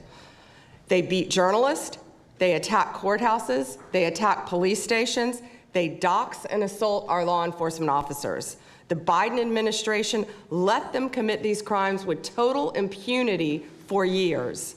So did Democrat leaders like Pritzker and Mayor Brandon Johnson. Last week, independent journalist Nick Sorter was arrested just for protecting himself against Antifa. I saw it online and I called Nick. I couldn't believe what happened. He did all this just trying to save our American flag from being burned. He was pushed down and assaulted, yet the local police arrested Nick, not the Antifa thugs who did this to him. Antifa feels empowered to operate in the open because weak Democrats have turned a blind eye to their actions. Their hatred for President Trump and for law and order agendas fuels their violence. Yep. We've seen more than 1,000% increase in attacks against our ICE agents since January 20th. Secretary Noem is out there fighting for you firsthand to keep our federal officers safe, to keep our federal buildings safe, and we're not going to have it anymore, these thugs. We saw what's happening in Portland and Chicago, and you saw what happened in Dallas. No longer. This is not activism, it's anarchy. We can't and we will not let masked terrorists burn our buildings, attack our law enforcement, and intimidate our communities. Under your leadership, President Trump, we're deploying the full might of the federal law enforcement to crack down on Antifa and other domestic terrorist organizations led by Stephen Miller. And Stephen, thank you for everything you're doing. Last week, I issued a memo ordering our federal law enforcement agents, DEA, FBI, U.S. Marshals, and ATF to protect ICE officers from Antifa and other radical left-wing violence. Director Patel has been going nonstop. He and Deputy Attorney General Blanche were in Chicago yesterday. While Secretary Noem was in Portland, we are around this country fighting against this domestic terrorism. We had Apple and Google take down the ICE block apps. Hope they continue to comply with that. It's threatening the safety of our federal law enforcement officers. We're not going to stop at just arresting the violent criminals we can see in the streets. Fighting crime is more than just getting the bad guy off the streets. It's breaking down the organization brick by brick. Just like we did with cartels, we're going to take the same approach, President Trump, with Antifa. Destroy the entire organization from top to bottom. We're going to take them apart. Thanks to your bold leadership and the designation of Antifa as a terrorist organization, which is exactly what they are, Americans will no longer tolerate their unhinged violence. Thank you. Thank you very much, Pam. Christine. Well, thank you, Mr. President, and thank you for hosting today and focusing on Antifa and the terrorists that they are. Let's not make any mistake. These individuals do not just want to threaten our law enforcement officers, threaten our journalists, and the citizens of this country. They want to kill them. Their agenda is to destroy the American people and our way of life, and this president is standing in their way. Yep. He is stopping them from bringing their death and their destruction to the individual citizens in this country that just want to raise their kids and their grandkids in peace and in safety. I want to also thank everyone around this table for being so bold and so brave, for standing up and recognizing the threat that Antifa is to our way of life. By recognizing how advanced they are, how sophisticated their networks are, how they've infiltrated our entire country, and we're seeing them play out with their tactics from city to city, and how they have built out their funding mechanisms. And sir, I also want to thank our Treasury Secretary for his work in getting to the bottom of these funding mechanisms and individuals who are perpetuating this violence on our American cities. They've already I was figured in it out. Portland yesterday and had the chance to visit with the governor of Oregon and also the mayor. They're in town, and they are absolutely covering up the terrorism that is hitting their streets. Wow. While you talked about some of the stories of our ICE agents, our Border Patrol agents, how they have been attacked, how they have been shot at, injured, the damage that they've done, these leaders in these local cities, along with Pritzker and Johnson, ignore what's going on, or, sir, they're helping Antifa cover it up. We have arrested dozens of individuals that are Antifa members or affiliated with them, and I want to thank our Attorney General for prosecuting them and making sure they never see the light of day again. They have been so bold in making sure we're bringing those individuals to justice. One of the individuals we arrested recently in Portland was the girlfriend of one of the founders of Antifa, and that we are hoping that as we go after her, interview her, and prosecute her, we will get more and more information about the network and how we can root them out and eliminate them from the existence of American society. I want to thank the new journalists here today for telling their stories and for being able and willing to go to the streets and to cover what's happening here in America. Many times the legacy media has looked the other way, refused to tell the stories. The networks have not really focused on what this is and what damage it is doing to our country, and how this network of Antifa is just as sophisticated as MS-13, as TDA, as ISIS, as Hezbollah, as Hamas, as all of them. They are just as dangerous. They have an agenda to destroy us, just like the other terrorists we've dealt with for many, many years. And today is the day that we have a president that won't tolerate it and will stand up and fight for the American people. So thank you for being here, for being so bold, and for standing in the gap at such a time as this. It will matter, it will make a difference, and your life will be one of significance because of what you've done today. So with that, God bless you. All right. Thank you, Mr. President. Thank you very much. Thank you. Cash, please. Thank you, Mr. President. Mr. President, the American people gave you a sweeping mandate in your victory in this election cycle, and they demanded safety and security for our citizens. And your administration, with your leadership, has provided us with the resources that we need, which is a whole-of-government approach to go after criminals absolutely everywhere, not just outside of this country, but within this country. And that takes a whole-of-government approach. The interagency seated up here with the Department of Homeland Security, our Attorney General, our Deputy Attorney General, and your White House staffers, and including Stephen Miller's leadership, has allowed us to go out there and map out these networks. What we are doing at the FBI is simple. It does not require rocket science. We are following the money. Money never lies. And that's what it's going to take to bring down this network of organized criminal thugs gangbangers, and yes, domestic terrorists, because that's what they are. They are harming everyday citizens in every single one of our communities. And the folks you see here on the right and left, they're some of the bravest men and women we have today. They're reporting the stories live time because the mainstream media won't cover it. They're putting their lives on the line. They're standing up for the flag. The least we can do is stand up for them. So you have my thanks. I read more of your stories than I do theirs because you guys are putting out the truth. And we deserve a country where you are protected as equally as they are.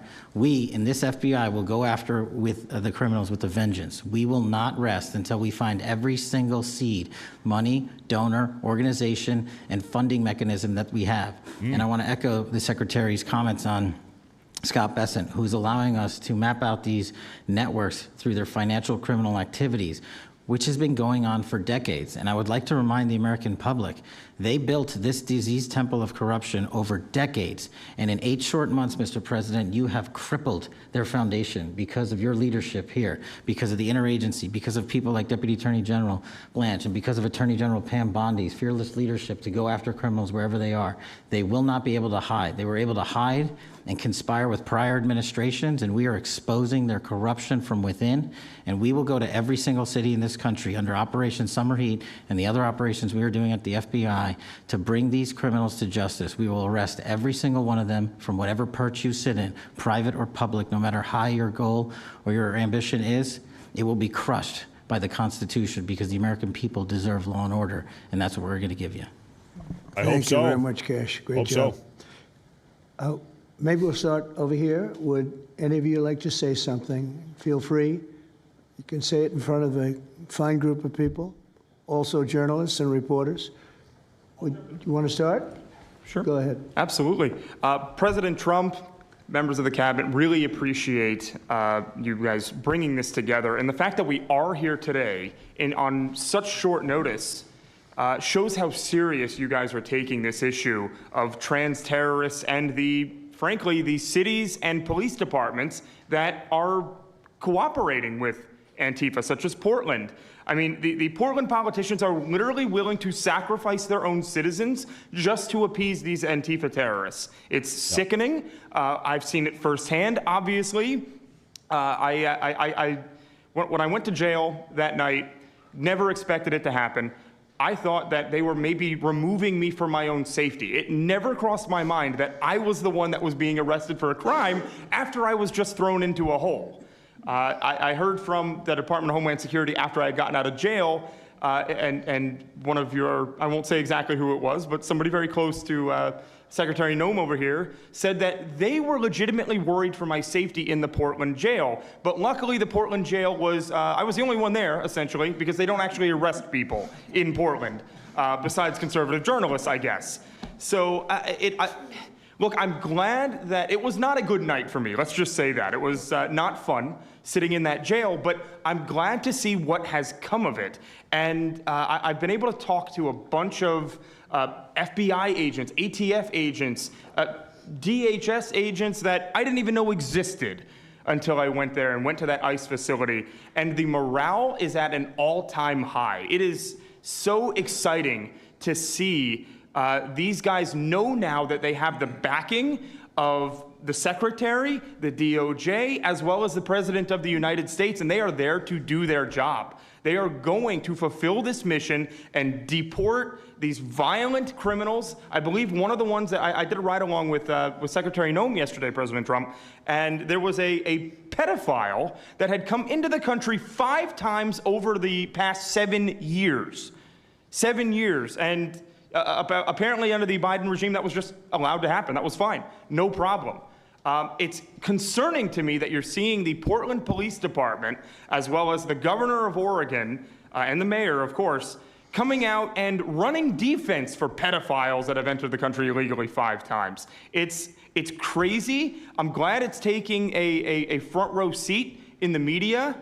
And, you know, they're being forced to talk about it in reality because, you know, we're the ones that were on the ground. We're the ones that are actually reporting what's going on.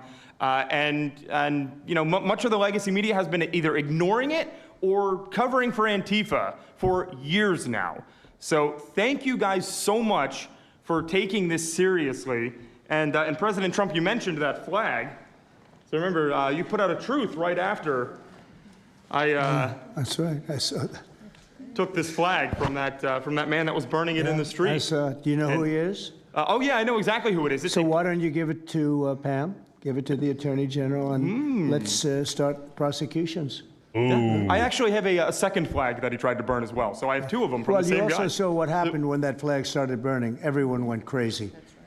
And that's when it started, when they started burning the flag. So thank you. If you could give the information, it would be great. Absolutely. And at least that horrible night made you famous. I got a text from the President of the United States, so I appreciate that. And President Trump, after that happened to Nick, I called Harmeet Dillon, and we opened a pattern and practice investigation into the Portland police very publicly as to how they let this happen. Thank you, sir. Mr. President, Brandy Cruz, you're going to hear us be very fired up today, and you can tell, and it's because some of us have been covering Antifa for 15 years and have never had anyone in a position of authority even acknowledge their existence. And I'll also tell you that I think that had you not done, the single most powerful thing you've done to deal with this scourge has been acknowledging that Antifa is a real thing. Yep. I genuinely believe there would be people at these tables who would be dead today and would have been killed in Portland had you not called them a terror organization and said, we're going to bring the full weight of the federal government to bear. I talked to Katie Daviscourt in Portland the other day. She'd been assaulted all summer. And she said the same thing. They didn't seem quick to violence as soon as you made that designation. So they're thinking in their heads, they're worried. There's been 24 or so arrested in Portland. They don't want to go to federal prison. There's this video of them, one of them who was in the face of an ICE agent, and then he's in custody shaking. Once you take the mask off, they're nothing. Right. And I was told by probably a dozen people not to tell you this. I'm going to tell it to you anyway, because it's relevant to what we're talking about. I'm living proof that you can recover from TDS. I had strong Trump derangement syndrome for probably 8 years. This is one of the reasons I recovered from it. And by the way, it's much better to not have TDS. I'm happier, I'm healthier, more successful. I even think I got a little more attractive after I got rid of my Trump derangement syndrome. Yes. Okay. You know, I'm a reporter in Seattle, and frankly, I could not care any less what any of you have to say about this meeting. Could not care any less. We're not here for you. I'm not here to convince any of you that Antifa is a real thing, because if you have not come to that conclusion by now, you are never going to come to that conclusion because you don't want to see it. And you're going to go and you're going to say it's a bunch of right-wing conservative influencers who are here spinning a tale. I was one of you. I was a mainstream reporter in Seattle for 10 years. I was a TV reporter on the streets doing my job, and I was still assaulted by Antifa. So it's not about being conservative. It's about people who go there and show what they're doing. And when I saw, after all those years, that the media wouldn't be honest about what was happening, that Democratic politicians wouldn't be honest about what was happening, I thought, well, gosh, if they're not being honest about that, maybe they're not being honest about President Trump either. And it opened my mind to just looking at things for what they were. And now I find you quite funny, actually. Now it's like I said, I'm much happier about it. But you know, for me, again, I could not care any less the stories that they go to print. This is what I care about. We have 3.5 years. Nothing is guaranteed, although I think if Democrats keep it up, we'll probably have Republican presidents for the next 3 decades. But nothing is guaranteed, and so what I want to see over the next 3.5 years is a full court press to dismantle Antifa once and for all in a meaningful way. I know, Andy, we talked before this about some ideas. That's really what we want to, I don't care what the media says, I don't care what Democrats say. They will never wake up to this fact. So we want the federal government to take as many of these cases as possible, look at the interstate travel between Portland and Seattle when it comes to these people who are committing violent acts, and hopefully in 3.5 years, they will be a shell of their former selves. Very close to that, and it's Antifa and many others, unfortunately. Yes. There are many others, bad ones. Most have been named terrorist organizations. There are a couple that we're going to. But I think we've got it pretty well covered. But there are many others. But very specifically today, it's Antifa, and it's really bad. And we're going to get it cleaned up. Andy, do you have something? Thank you very much. I'm glad you no longer have TDS. I feel very good about that. Fully recovered. Thank you. Thank you, Mr. President and members of the Cabinet. I have a lot of gratitude, and a little bit about my background. I'm born in Portland, Oregon, from there. And growing up, it's always been left-wing, very progressive. And I liked it. It had cafes and artists and those who lived a bohemian lifestyle. And in 2016, I was a graduate student at Portland State studying political science. I was an editor at the student paper there, a very progressive paper, and I was assigned to cover the election night demonstrations.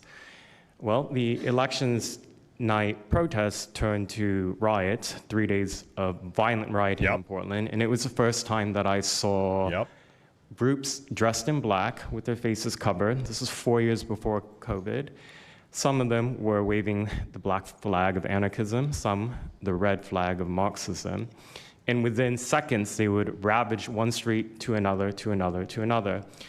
And the next day, I would read the legacy media, which I still read at that time and looked forward to, and I looked up to those journalists. And I was really shocked to see that the narrative was that these, in my view, anti-democratic political violence was legitimate acts of protest because people were concerned about What's with the UK flag racism here? or all these other lies. And so for the next 4 years, I just continued going out with my video camera. I thought, look, people can ignore what I write because of spin, but videos can quite speak for themselves. And in 2019, it led to me nearly losing my life. I was covering another Antifa protest turned riot.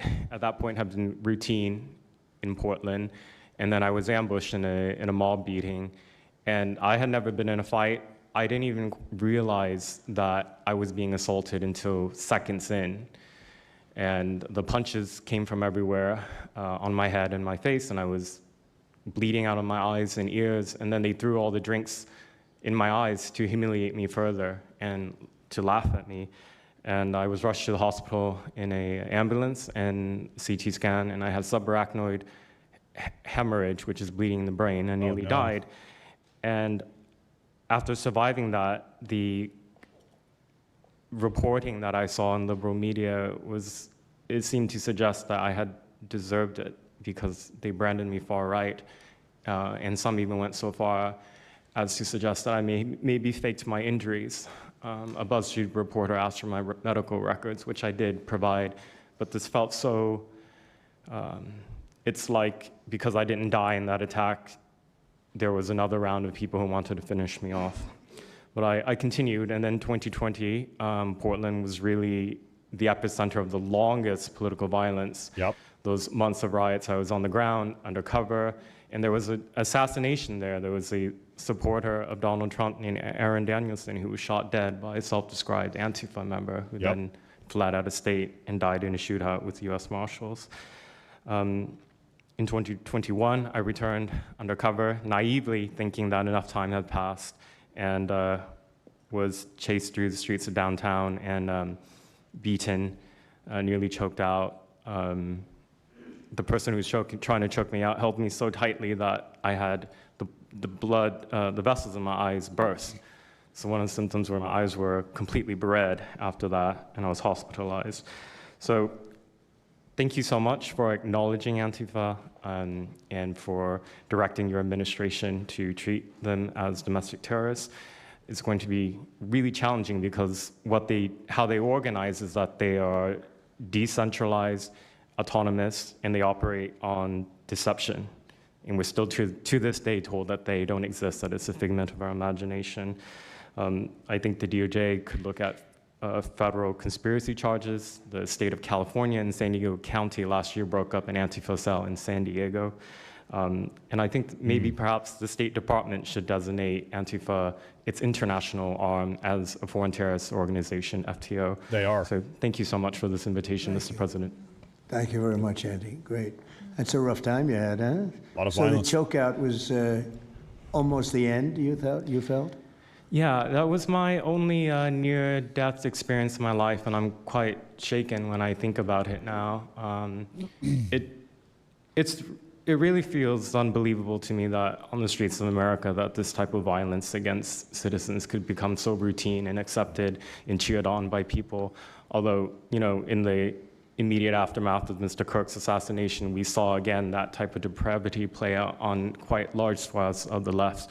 So there's there's a deep sickness that's in this country right now, and it pains me a lot to acknowledge it. Yeah, the amazing thing is you look at Portland, and you see fires all over the place. You see fights and, I mean, just violence. It's just so crazy. And then you talk to the governor, and she acts like everything is totally normal. There's nothing wrong.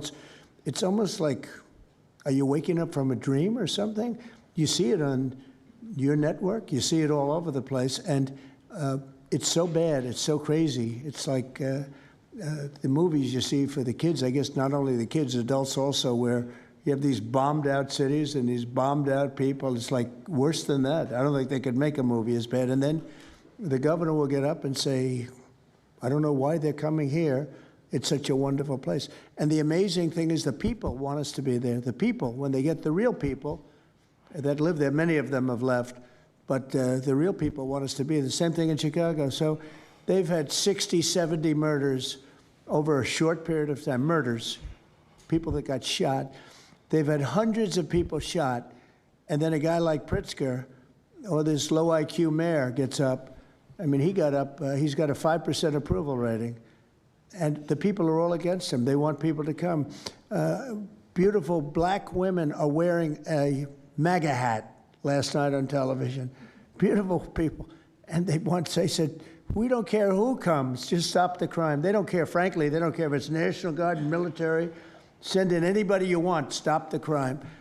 And they're afraid to go out. They can't even go out. And then a guy like Pritzker, think of that, 50, 60, 70 people over a short period of time murdered, actually murdered, mostly gun violence, but knives, but gun violence, they're murdered, and hundreds of people shot. They had one weekend where they had like 18 murdered and 71 shot. But they said, you know what their excuse is? Yeah, but it was a long weekend. In other words, it was a long weekend, so that was okay. And then Pritzker gets up and he says, like, I don't know what they're talking about. We don't have crime here. They're crazy. I think actually they're petrified. You know, their families live there, everything else. I actually think they're scared. Pritzker was a failure in his family. They threw him out of the family business. Guy's a loser. But you know what? They actually, I believe they're scared. They're actually frightened for their lives. Jack, please say a few words. He's a competition-level competitive Mr. eater. President, thank you so much for having us here today and holding this roundtable. Antifa is real. Antifa has been around in various iterations for almost 100 years in some instances, going back to the Weimar Republic in Germany. And it's now been just under 1 month since we saw a far leftist murder Charlie Kirk, and we saw thousands upon thousands of people, other far leftists and people in positions of authority, people like nurses and pilots and doctors and HR departments celebrating the death and the murder of Charlie Kirk. This sickness that's out there is absolutely real. And Mr. President, thank you for mentioning the fact that one of the bullet casings read, "Hey fascist, catch" on it. One of the other bullet casings right next to that had Bella Ciao written on it. Now, Bella Ciao is a song that is known in Antifa circles as the international anthem of Antifa. And all of us around this room that have studied Antifa, we're very familiar with these symbols. And Mr. President, I think the situation is getting worse. When you look at people like Luigi Maggioni in his 20s, Thomas Matthew Crooks, of course, who took a shot at you, sir, the ICE shooter in Dallas, and now this Tyler Robinson, we're starting to see a pattern of more and more murderous violence. And this same violence is not just random. It is targeted assassinations, which are getting worse. And every single one of us in this room that goes out there, and obviously you as well, sir, and all the staff, we are now under that threat every single day. And working there at Turning Point USA, and I've spent just about the last month out there in Phoenix with Erica, with the family, with the team. And I will tell you this, Mr. President, even though going through something like that, which is an absolute nightmare, and people say, you know, what was it like to speak in front of all those people? It was horrible. Every second of it was horrible. But we're not going to quit. And Turning Point USA is continuing the tour that Charlie was on.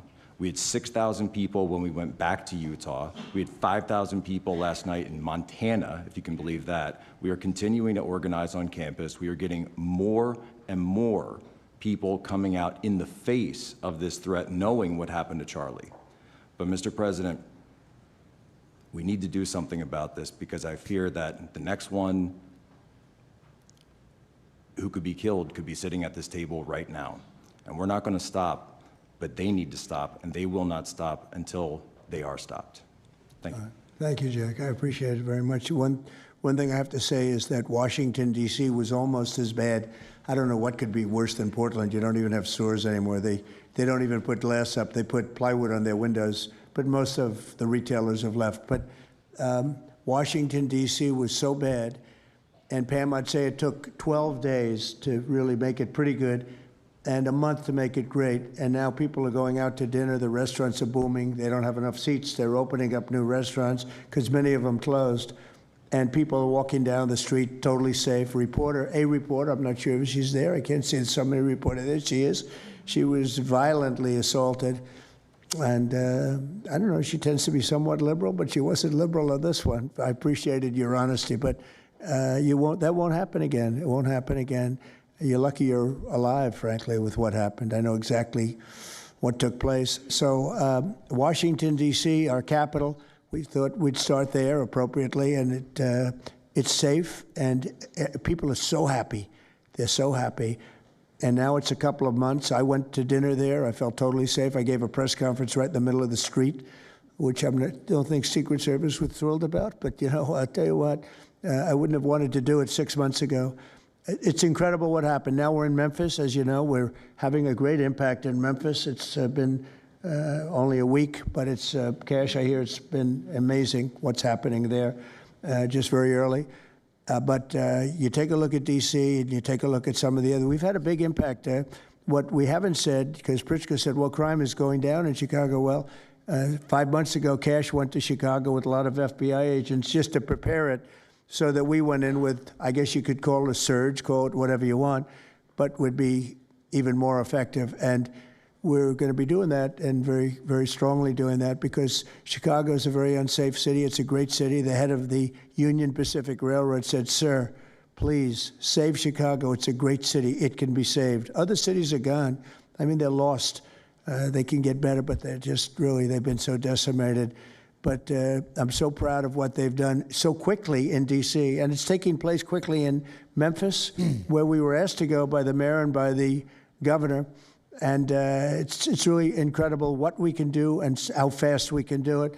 Let's go for two more. Would you like to go? And then Katie, you'll go. Okay, please. Yeah, thank you, Mr. President, for having us here. And not to sound like a broken record, but it needs to be said that Antifa is real. Yeah. It's real. It's a threat. I just saw them last weekend over in Portland while they're causing mayhem over there. And the reason why they're such a big problem is because we have Democrats and a lot of people in the mainstream media refusing to acknowledge that they even exist, right? So how can we as a country begin to address it if we have large swaths of, these people who are supposedly decision makers and people who are supposed to inform, they don't want to say that it exists. Because the common argument is like, well, they're not a real organization because there's no national leadership, they don't have a national headquarters, so how can law enforcement go after a group that doesn't exist like that? Well, law enforcement goes after criminal groups that organize to rob banks or do smash and grabs. They don't have a registered LLC, they don't have official membership cards, they don't have a business address, but law enforcement still goes after them because they're working as a group. These people don't just show up, randomly at the same time to do the same thing, dressed in a very similar fashion, espousing the same ideology. And they say, well, it's an ideology. It's like, well, yes, it's an ideology because there's people alive, present, that believe in it, and they're acting on it. And so I've been very well aware of what Antifa's been doing. I was very busy during the riots in 2020. That was probably my most exposure to them prior to this year. I've been at the ICE facility at Broadview. I'm originally from the Chicagoland area, unfortunately, but that's where I grew up around. Like I said, I was in Portland. I was covering the riots in Los Angeles as well. And probably one of the most disturbing parts about that is, in addition to Antifa being present, there They were tagging the streets with CJNG, which is Cartel Jalisco Nueva Generación, which is a cartel. So you have these people who are working basically in concert with other terrorist groups to say that we're here, we're present, and we're gonna attack federal agents and people who are gonna expose what we do. And so, to be clear, political violence, sustained political violence that we're seeing in this country is not a both sides issue. I was, I was at Charlie Kirk's memorial in Glendale recently. Conservative gathering, totally peaceful. It was the most peaceful gathering that I've been at. Every other time that I've been covering violence in the streets, just this year, just this year, it's always been from left-wing people, radical left-wing people. And it's not even just Antifa anymore. The shooting that happened in, the defensive shooting that happened in the Chicago area, that wasn't someone dressed in black bloc. That was just somebody that had taken upon themselves to go out and try to interfere and ram federal vehicles. So people are becoming more and more radicalized, and it was to be expected, unfortunately. And the reason why we're in this position today is because after I was done covering the riots, I was at the border from the San Diego sector all the way down to the Rio Grande Valley sector, covering the border crisis month after month. And we all knew the solution to that. We all knew why it was happening. It's because, well, it's racist to have a border. It's like, well, actually, it's not, but okay. And so it required you to come back into office and to fix the problem, but it's no longer just a border issue. It's a nationwide issue, and that's one of the reasons why you got elected back into office, because thankfully the American people said we're not going to deal with it anymore. But unfortunately, there's a lot of people, as we've seen, who are willing to take to the streets to do violence. And that's a scary thing, because typically when I was in 2020, I was covering Minneapolis, Los Angeles, Portland, Seattle. I was over in Chaz, and that was to be expected. But now, because the issue of immigration, illegal immigration is so widespread, riots can happen anywhere. Attacks can happen anywhere. So that's why it was weird kind of going back to my home state to cover this violence. I mean, just after the Dallas shooting, they were chanting outside Broadview, shoot ICE, shoot those, efforts, shoot those efforts. So I'll just leave that. Thank you so much again for having this. This is very dangerous. We don't work for companies that have billions of dollars. We're running and gunning often on our own. We became friends. A lot of us are friends because we would see each other all the time, and we became friends because we wanted to have someone watch our back while we're out there. Because like I said, we're just out there. And but we'll continue to do it because it's an important topic. It's an important issue. The American people deserve to know what's happening in these chaotic situations, and we're more than happy to do it. So thank you, sir. Great job. Thank you very much. Katie, please. Hi, Mr. President. It is an honor being here today, and I first wanted to start by thanking you guys for designating Antifa a terrorist group. It's exactly what this group is. It's a long time coming. I'm an investigative journalist from Seattle. I work for the Post Millennial alongside Andy No and Jack Posobiec. I have been infiltrating Antifa cells in Seattle and Portland for the past decade. I know their inner workings, and Antifa uses extreme political violence to crush the civil rights of their political enemies and believes that violence is justified by any means necessary. But today, I want to focus on what is happening in Portland at the ICE facility. I've been covering this for the past 4 months, and this is a call out to corporate media who has completely ignored this story or has falsely reported on it. This is nothing short other than a sustained attack on the United States, which is being supported by Democratic elected officials. The Portland Police Bureau has completely abandoned several blocks outside the ICE facility, giving away their jurisdiction to a terrorist group who has spent the past 4 months harassing, assaulting, and intimidating anyone they perceive to be against their cause. That is right. Not only have federal agents been relentlessly assaulted for more than 100 consecutive days, black-clad anarchist militants concealing their identities behind black facial coverings have been assaulting reporters just for trying to cover their crimes.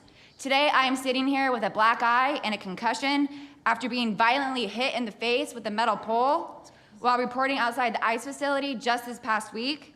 After the attack, I immediately went to three Portland police officers who refused to detain the suspect. I took the time to chase down the suspect in the streets, had her held for 35 minutes.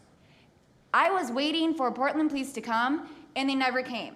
Then that's what opened my eyes to what this group is actually doing. I watched 20 Antifa militants help my assault suspect escape into an Antifa safe house that is 1 block away from the ICE facility. And this safe house is where Antifa-affiliated protesters are conducting paramilitary operations. It's where they're arresting, they're showering, they're eating to continue this occupation. I have staked out this safe house and have observed shift changes. This group is highly organized. It is being funded through mutual aid groups, and they have no plans of stopping. Residents living across the ICE facility have been held hostage by Antifa. They're begging for federal intervention. The city refuses to help, and they want you, President Trump, to come in and restore law and order. I want to stress the importance of taking this situation seriously, because when I first started reporting on this occupation, I went undercover in Black Bloc. I talked to these Antifa militants. I lasted for about a month. They believe that ICE agents are the Nazi Gestapo who need to be killed. They told me that directly, and I think that if this situation is not taken as seriously as it is, it's just a matter of time before someone gets killed. And thank you for having me. They will kill somebody. Thank you, Katie. Let's, kill more people. Pretty incredible. The only question nobody can answer is why. Why are they doing this? They're like insurrectionists. They're terrible people. But you really wonder why. Why are they doing it? What are they gaining other than they're obviously paid? They're paid a lot of money. Go ahead, please. Mr. President, if I can answer that question, the reason why they're doing it is because the same media that's sitting in this room with us has declared all of us at this table Nazis and fascists, and they've been doing this for years. This is why Antifa feels emboldened to attack us. Now, almost every single person at this table has been threatened with a steel bat.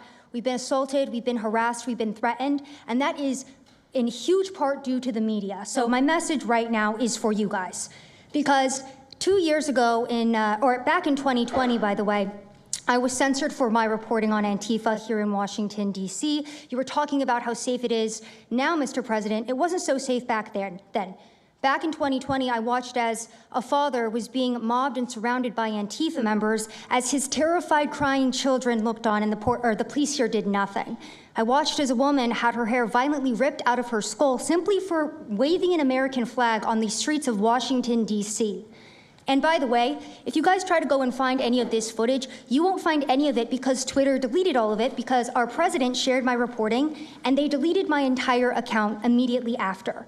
So now, if you want to know what happened in 2020, all you're going to see is the media headlines that said that it was fiery but mostly peaceful. Thanks for that one, CNN. The reality is that it was an extremely violent period of time, and for the last 10 years, Antifa has been wreaking havoc on law-abiding and innocent American citizens, and it needs to end. Now, I'm with Turning Point USA. It's an honor to be here, Mr. President. Thank you guys so much, everybody in the administration, for giving us a seat at the table, because the media has not only been demonizing us for so long, but immediately after the brutal assassination of our founder, Charlie Kirk, our Turning Point USA chapters have seen an uptick in violence across the nation as Antifa chapters that are embedded in our universities go and target them. It's been extremely difficult to report on the ground, and for a long time I was afraid to go to Portland because I knew that the only people who would have my back, like Julio said, were one of my friends on the ground because there is no police force there. I was terrified to go because I knew if I got shot or stabbed, and I have been assaulted, I've been mobbed and robbed in Austin, Texas by Antifa, that nobody would come to help me. So my plea to the entire administration, especially to the DOJ, is every single radical left-winger who is in front of the ICE facility in Chicago, in New York, in Portland, please make sure that you use the full force of the law to come after each and every single one of them, because it is us being soft on left-wing violence that has fomented all of the terror that we have seen in this country, and it is the left wing getting away time and time again with assaulting law-abiding American citizens that has led us to this place. So truly, to the Americans that I speak to on the ground, they feel completely abandoned by their state and local government. Yep. So please step in. You have Americans begging for the National Guard. Yep. And to the media over here, please report on the truth. Please do your jobs. I'm an American citizen. Everybody at this table simply views ourselves as American citizens who have an iPhone and the will to actually tell the truth. So please take your job seriously and tell the truth to the American people. And thank you for letting me be here on behalf of Charlie to continue his legacy of cleaning up the country. Thank you, Mr. President. Thank you very much. Appreciate it. There you have it. Wow, you feel very strongly, I can see. I'm mad. I got beat up so many times, Mr. President. My friends have gotten beaten up, and I want to cry right now from happiness because we have been completely ignored for so long. For almost 10 years, we've been getting assaulted on the streets. I have watched children cry as their parents have been attacked on the streets. That should not be happening at our nation's capital. So please, again, the DOJ, please utilize the full force and go after each and every single one of these people. Fantastic. Thank you very much. Great. Take them down. Great job. Impassioned. That's important because you should feel like that. Please go ahead. Mr. President, thank you for having us here and bringing together this panel of brave journalists, everybody on this side of the room. And no one can speak to the violence better than these people here. So I think we know that this is not just a story about violence and chaos, as you alluded to, Mr. President. This is a money story. And at the Government Accountability Institute, my colleague and I, Peter Schweitzer and our team, we followed the money, and we followed it to the top of what we call the protest industrial complex, Riot Inc. And we found a network of NGOs. It's not just the Soros network, the Open Society network, it's other funding networks, the Arabella funding network, the Tides funding network, Neville Roy Singham and his network, Foreign Cash. And it's also big left-wing funders. Some of them are not citizens of this country. Mr. Hans-Jörg Wyss of Switzerland. They're pouring money into this entire ecosystem. And so I want to share 3 money facts with you about what we call Riot Inc. Number one, like any corporation, Riot Inc. has many divisions. It doesn't just have the Antifa boots on the ground division. It has PR divisions. It has marketing divisions. It has a very well-funded legal division to get these boots on the ground back on the streets as quickly as possible. But it does have those investors that I mentioned.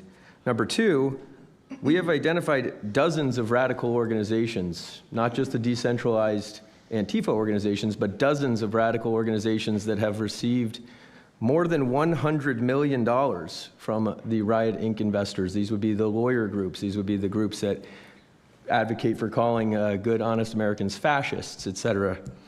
And then 3, I think the most shocking thing is that we have found that more than $100 million in U.S. taxpayer funding has flowed into these funding networks, including at least $4 million to these very groups themselves, not just Antifa types, but there was an event in Atlanta called Stop Cop City. Over 60 rioters were charged with domestic terrorism.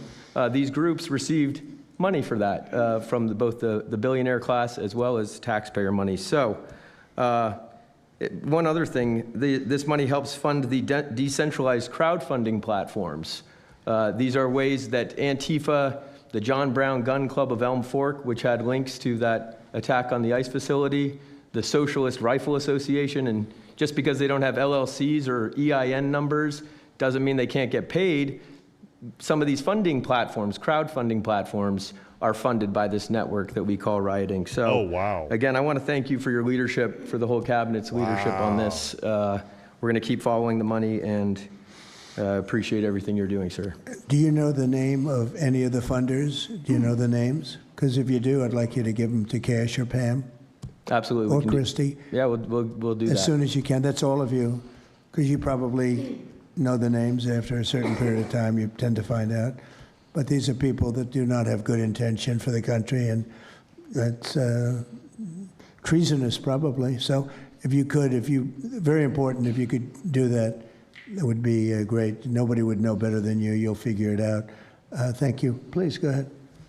Yeah, my name's Nick Shirley. I'm 23 years old. I'm a 100% independent YouTube journalist. And over the past year or so, I've been able to go to 15 countries.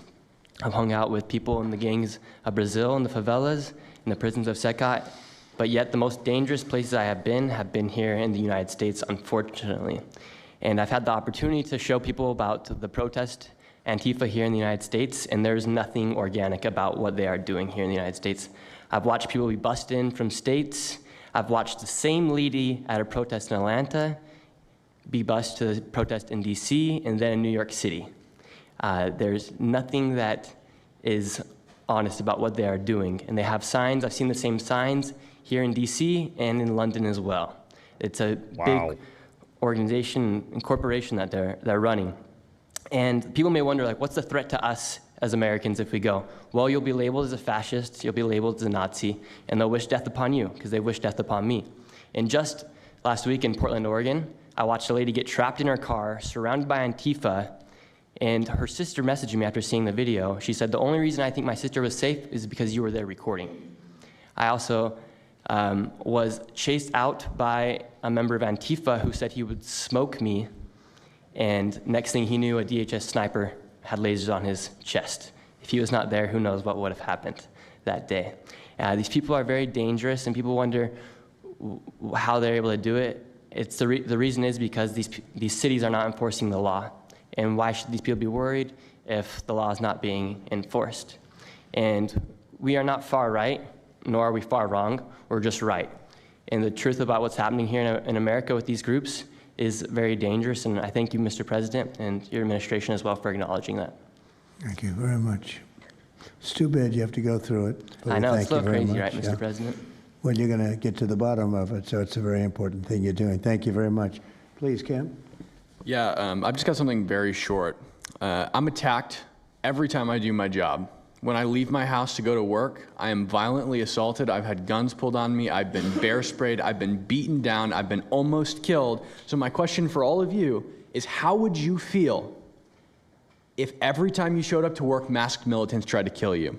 Because that's how we feel. That's our lived reality. And you guys go and tell us that we're liars, the riots aren't that bad, right? I've never seen any of you guys on the ground. In fact, I've never seen anybody representing the companies you work for on the ground. You guys come to us for interviews that never get published. Stop saying we're lying. We're not. We risk our lives every day to do the job that you guys are too afraid to do. Yep. What network would you say is the worst, if I could ask? Oh, man, that's a real tight spot. Honestly, it's a simple question. And well, there's a lot of people in this pool, and I would say I'm not talking about Fox. I'm not talking about Newsmax or any outlet that resembles them, so I'll let you guys put the pieces together on who I'm exactly talking about. Who would you say, which network would you say? MSNBC, for sure. Oh, they're terrible. I agree. They're CNN, terrible. probably close, yeah. Yeah, I'd rate it that way, yeah. MSNBC, that's Brian Roberts. Yeah. That he allows that to happen is a disgrace. Absolutely. And CNN is second. Yeah, I would say CNN is not quite as bad as MS. MSNBC is not really a news site anymore. Oh, MSNBC is sick. Yeah. They're sick. Well, sir, it's who also else? just the stories that they publish about what's the ICE enforcement operations that are so heavily slanted that it's no longer, as I was saying, no longer just Antifa, but Americans that are becoming radicalized. So they've been very irresponsible with how they've been reporting Who on is it. that? MSNBC, for example, they're... Would you rate them the worst? Probably. Who would you rate second? Well, they ran a story about an operation in Southern California about how a father of 3 Marines was arrested, and they made it seem like they just did it because he's brown. But there's video of that same man charging at the agents with a weed whacker. Now, I've worked with weed whackers back in the day, and you don't want to be on the receiving end of one of those. So that's why he was arrested, but the story was presented as if it's a brown guy just simply being arrested. And I've been around ICE agents, and I'm a citizen, so I feel fine. But it's just that's why. It's not just Antifa. It's not happening in a vacuum. It's It's working in conjunction. I think they work in conjunction with some of the media. I think ABC is very bad. I think NBC is very bad. And CBS has a new owner, so we have hope for CBS. CBS has a great new owner, my opinion. But I will tell you, ABC is terrible. NBC is terrible. NBC's MSNBC too. They changed it. They moved it over legally so they couldn't be tainted by the words MSNBC, but they are absolutely terrible. There are a lot of them. What about independents? Independent networks. They're a little bit better, but I would say that we're an example of how you don't need to be part of a super large company to be able to do just basic journalism. All you got to do is sit and record, and you'll let the story play out. And that's why they hate us. That's why Antifa targets us. Well, I watched a level of dishonesty that's incredible, where answers are changed. Like just before the election, an answer was changed by Kamala. She gave a horrible, death-defying, election-defying answer. And they took the answer out and they replaced it with another answer that she gave 5 minutes later. having to do with a different subject, but at least it wasn't election defying. No, the level of dishonesty with the media is incredible, whether it's on Antifa or many of the other groups. You know, you're talking about Antifa, and I know that's close to your heart because that's the one that's most affecting you. But there are others that are as bad or almost as bad as Antifa, having to do with different people, different sections of the world. But it's terrible. We're not going to let it go on in this country. We're not going to let it go on. And a big problem is not all of them, but some of the networks out there. And you do wonder why. You really do. Okay, please. Go ahead. Yeah. Mr. President, thank you again. Thank you. My name's Jonathan Cho. I am an investigative reporter for Frontlines Turning Point USA. I'm also a senior fellow at Discovery Institute in Seattle. And I cover far-left extremism as well as the homeless drug crisis in America. And I find it oftentimes those worlds intersect. And hot off the presses, what I wanted to bring to your attention today is a report from a Capital Research Center here in DC in conjunction with Discovery Institute. They just put out this study right now. And what it shows is that Antifa is heavily embedded in the homeless and housing nonprofit sector. Oh, yeah. In many cases, the Yeah. homeless industrial complex Yeah. is running cover for Antifa. Antifa is benefiting from American tax dollars, Yep. and they're essentially being used as the muscle. Let me give you an example. There's a group called Stop the Sweeps in many U.S. cities right now. They get in front of encampment sweeps. What they're doing quietly is they're bringing in Antifa militants to manufacture a crisis to make the police look bad. Another group right now that is behind Antifa and working with Antifa very closely, based on the research that we have right now that we're going to give to you and your team, are the Democratic Socialists of America, also known as DSA. Again, these far-left progressive groups tend to be aligning themselves with Antifa. So finally, in closing, what I wanted to thank you again, Mr. President, is that a few months ago, earlier this year, you put out an executive order on homelessness and the drug addiction crisis in America, and that's sent the entire homeless industrial complex on the run. You have absolutely moved the needle and changed the game. But what's also come out, again, is that there is a connection, a deeply embedded connection with the homeless housing nonprofit game in America, connected to Antifa and the far-left activists. And finally, I just wanted to say that all of our resources at Turning Point USA and Discovery Institute are at your disposal, and we will continue again to carry on the legacy of Charlie Kirk. He would have wanted us to pursue and chase the story. Well, he was a good friend of mine, as you know, and he helped us get elected. Us, it really is us. Yep. It's even some of them, but not too many of them, not enough of them. And did you notice when we mentioned CNN and MSDNC, the cameras went off. Two of the cameras immediately went off, but they're not going to cover it anyway. The problem we have is that this is a very important meeting, but you'll see very little press about it. These are major statements being made by major people, including the people right here, and you're not going to see too much about it. They don't like to cover this kind of thing. So it's very dishonest what's going on there. I think the press is a big factor. Please, go ahead. Thank you, James. Mr. President, thank you so much for having us all here to bring attention to this matter. You know, you did mention MSDNC, CNN, a handful of those other outlets that have been lying about, I mean, various things, but especially what ICE, the brave men and women over at ICE have been doing. I was talking to Antifa members in Portland the other day, and you know, a lot of these people genuinely believe, they buy these lies, and they genuinely believe that they're fighting against literal Nazis and not brave men and women that are putting their lives on the line to basically, you know, enforce basic immigration law, right? That everyone seemed to agree with up until maybe a few years ago, a handful of years ago. So once again, thank you so much for having me. My name is James Klug. While my primary job is traveling around the country, having conversations with Americans about various political topics and issues, you know, I have had a lot of run-ins with Antifa over the last 5 years. And I do think that Antifa is a primary reason why many conservatives are afraid to go out and protest and make their voices heard and maybe bring friends and family to a demonstration and exercise their First Amendment right, because they are literally deathly afraid. And I talk to these people all the time. They're afraid of militants showing up in black bloc and hurting them and their families.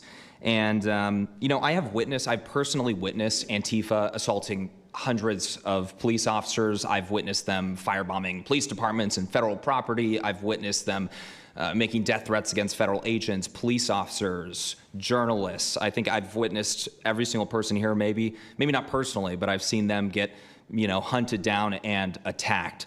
And so, this is a group that is responsible for a good percentage, if not a majority, of the violent riots in 2021 and 2020. Almost when all of it. Democrat all of it. mayors had a kind of a hands-off approach with these left-wing militants.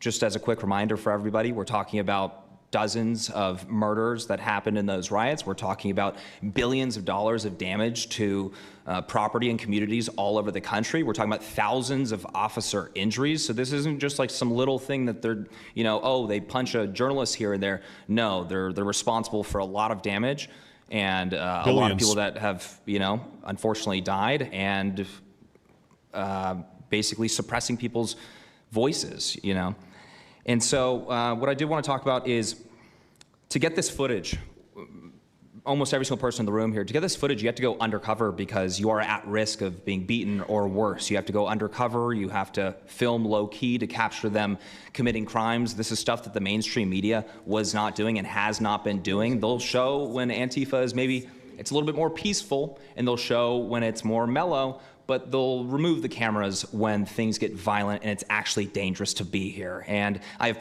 personally witnessed legacy media vans showing up at a riot 300 yards away, getting out of the vehicle, filming for 30 seconds, saying something like, fiery but mostly peaceful, packing up, and to add insult to injury, you have Democrat politicians that are saying, it's just an idea, right? That's all this is. So it's just an idea. After all of this chaos, it's just an idea. Well, that idea has threatened to kill me and many of my friends that are here today. So, Mr. President, thank you so much for bringing this to the forefront. And it's definitely making a big change. Really appreciate you. One question. So why is it there are numerous groups? I mean, Antifa is terrible, but you have other groups that I guess probably are almost as bad or just as bad. Not one other group was mentioned. I'm sort of surprised at that. You just come into contact with Antifa? It seems to be that you mostly come into contact with Antifa, please. There's a lot of overlap. And I would say that, for instance, Jonathan brought up the Democratic Socialists of America. They're basically the same thing. I mean, there's a lot of Democratic Socialists of America who are out there in black bloc, hiding their faces. And so I think we use, and I do understand, for the record, I do understand the challenge, as Andy pointed out, with Antifa as a graspable entity. I do. But at the end of the day, when you look at behavior, you prosecute behavior, right? We're not prosecuting ideas or ideology, you're prosecuting behavior. So whether you can prove that this amorphous thing is Antifa or someone has a patch that says Antifa, it doesn't matter. Did they assault someone? Did they assault a federal agent? Were they engaged in rioting? What is it? And so they're always using that, they don't call themselves Antifa, even though some of them literally do. It's called Rose City Antifa. How long has it been around in Portland, Andy? Since 2007. They call themselves Antifa. In Seattle, I was outside the federal building, and they were yelling, there's no police here, this is Antifa land. And then at the same time, Democrats, like our governor, Antifa is an idea. But yeah, I think Antifa can overlap with a lot of other entities and organizations. With BLM, for instance. Thank you.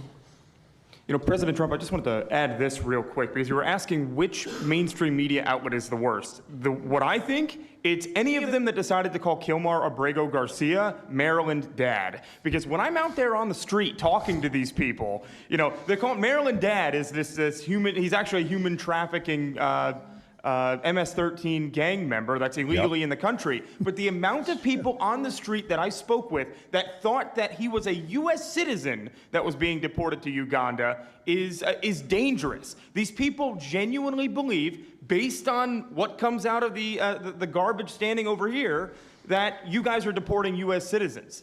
So that's what's causing all these problems. So when you have a governor like Pritzker in Chicago, where you have Illinois, which is in a lot of trouble. Chicago's there, potentially great city again. It's not great now, but it could be great again. That's why we have to get there soon, because eventually you can't do that. What makes a man like that say that things are wonderful? Why doesn't he say, we love that President Trump is going to come and help us clean up Chicago and make it safe again, as opposed to fighting us and pretending that there weren't 50 murders and 200 shootings and all of that. Why is that? Go ahead, Nick. To spite you. To spite the administration. That's simply what it's about at this point. Because, you know, if you go and talk to some of these citizens, like I'll use Portland as an example again, because I've been there for so long now. Yeah. You talk to the neighbors that live in the apartments next door to the ICE facility. There are veterans with PTSD that live there, and they're here all night long, screaming, fireworks being lit off by these rioters, children crying because they, you know, can't sleep at night and they're scared of all the noise outside, and they can't leave. They can't. I mean, they got a lease. You can't just leave. These people aren't wealthy individuals, and that's one of the major problems here. And these people are afraid to come out and speak out. And they're getting no help from their government at all. They've been begging for the noise ordinance to be enforced outside of their apartment complex for months now, and the city of Portland has ignored them every single time. The victims are, as I said, they're afraid, but the governments aren't doing anything because they want to spite the administration. It's all political. And the politicians make you feel like you're foolish, like there's something wrong. Like, how could President Trump be saying that about Chicago? And yet the night before you see that, 11 people were shot, 5 people died, and you have him talking about like it's a wonderful situation. They make you feel guilty. And a lot of people don't get over that. They just don't get over it. I think they convince the people. Do wealthy people leave too or not? Places like Portland, are the wealthy people leaving? People that can leave, are they leaving? Yes. I think that they're moving to the areas that have been gentrified. I mean, the Oregon governor, when she was saying, we don't need Trump here, she's walking around. It's a very tight shot, if you notice that. And she said, Portland's just fine. Look at me. And they'll focus on the couple areas of Portland that are very nice. She was saying that, and there were explosions in the background. Yeah. I mean, there was a reason they cropped it in. Explosions in the background. Sir, anybody have anything else to say over here?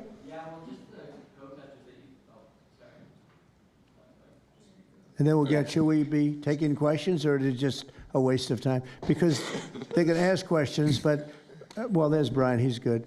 But you know what? In a way, it's a waste of time, because if you give a great answer, they don't put it on. If you give a horrendous answer, or even if you give a great answer, they make it sound like it's not a great answer. They're very dishonest. Go ahead, Nick. Yeah, and I think part of that dishonesty comes from what they see. For instance, I've never been asked to go on any other show besides Fox News. My clips go viral everywhere, but they've never even asked, like CNN's never asked, MSNBC's never asked. And a lot of times when I go to hotels, I'll stay and I'll watch like MSNBC. Fortunately, their ratings are terrible. They are terrible. MSNBC is dying, and CNN is dying like a dog. And poor CNN, it's so pathetic. It is very pathetic. You ever see their anchors in the evening? That nobody ever heard of them. Where do these people come? I could take anybody off the street in Washington, D.C. that do a better job. Yeah, and it's not hard to show what's going on these days. You literally have an iPhone and you can post it on X. They don't believe in the star system, It's just one of those things, right? Okay, Nick, you finished, Nick? Yeah, Are you very finished, much. Nick? Good job. Thank you very much. Well, you've been through hell, I tell you that, but you're really incredible patriots, incredible people. Go ahead, please, Brian. Brian, go ahead. Now the press. I'm so thankful for each and every one of you here right now, and I'm very grateful that my network, Real American Voice, has partnered up with many of you. Jack Silvan, you have a show on a network. Many of you, Savannah, have appeared on a network as well, so thank you for being here. My question is this: in terms of following the money, I would just notify that the city of Austin is cleared to vote tomorrow to basically waive a $120,000 fee so that a No Kings, basically an anti-Trump rally, can occur in their city. They're bypassing the fees, rolling it to the taxpayers. So my question is to you, what can the people of Austin, Texas do right now to make sure that their tax dollars don't fund a No Kings anti-Trump rally coming up? Well, you just tell me, I would love to do something about that. Bring a lawsuit, do something. The best thing you can do is have honest elections, because the elections are totally rigged in so many of these places. You take a look, the people, they're all loving you. They can't breathe. They love so much, every one of them. You don't see one negative, then all of a sudden you lose the election by 20 points. The elections are so rigged, and we proved that in 2020 more than any other time. But even the last election, there were areas that I won by much more. We won in a landslide, but I actually won in more of a landslide than we thought. I said, you got to get out, make it too big to rig. And fortunately, the people made it too big to rig. They tried. They tried. But the biggest thing you can do is have honest elections. You know, if you don't have, and you need great media. You need borders. Wait. You need borders. You need honest media. You need honest elections, and you have a great country, and you need all three of them. Yeah, go ahead. Blue Tent had ties to all these radical groups that you talked about inside here. So thank you for removing. I would like you to make a big deal, though, if they're waiving a fee, but I guarantee they wouldn't waive it if it was. It's not Trump. If it were a conservative rally, they wouldn't be waiving it. So maybe you can look into that, Pam. Todd. Mr. President, That sounds like one for Todd, Pam. Go ahead, Todd. Good luck.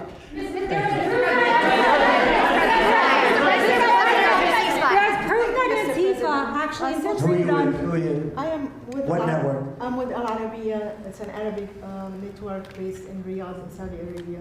But I am the foreign ruler today. Mr. President, you said that you might go to the Middle East on Sunday. Do you mean Egypt and Israel? And would you consider going to Gaza to see what things are on the ground? I would. I might do that. I may do that. We haven't decided exactly. I'll be going to Egypt most likely. That's where everybody is gathered right now. And Egypt. Appreciate that very much. But I'll be making the rounds, as the expression goes. I probably will. Mr. President.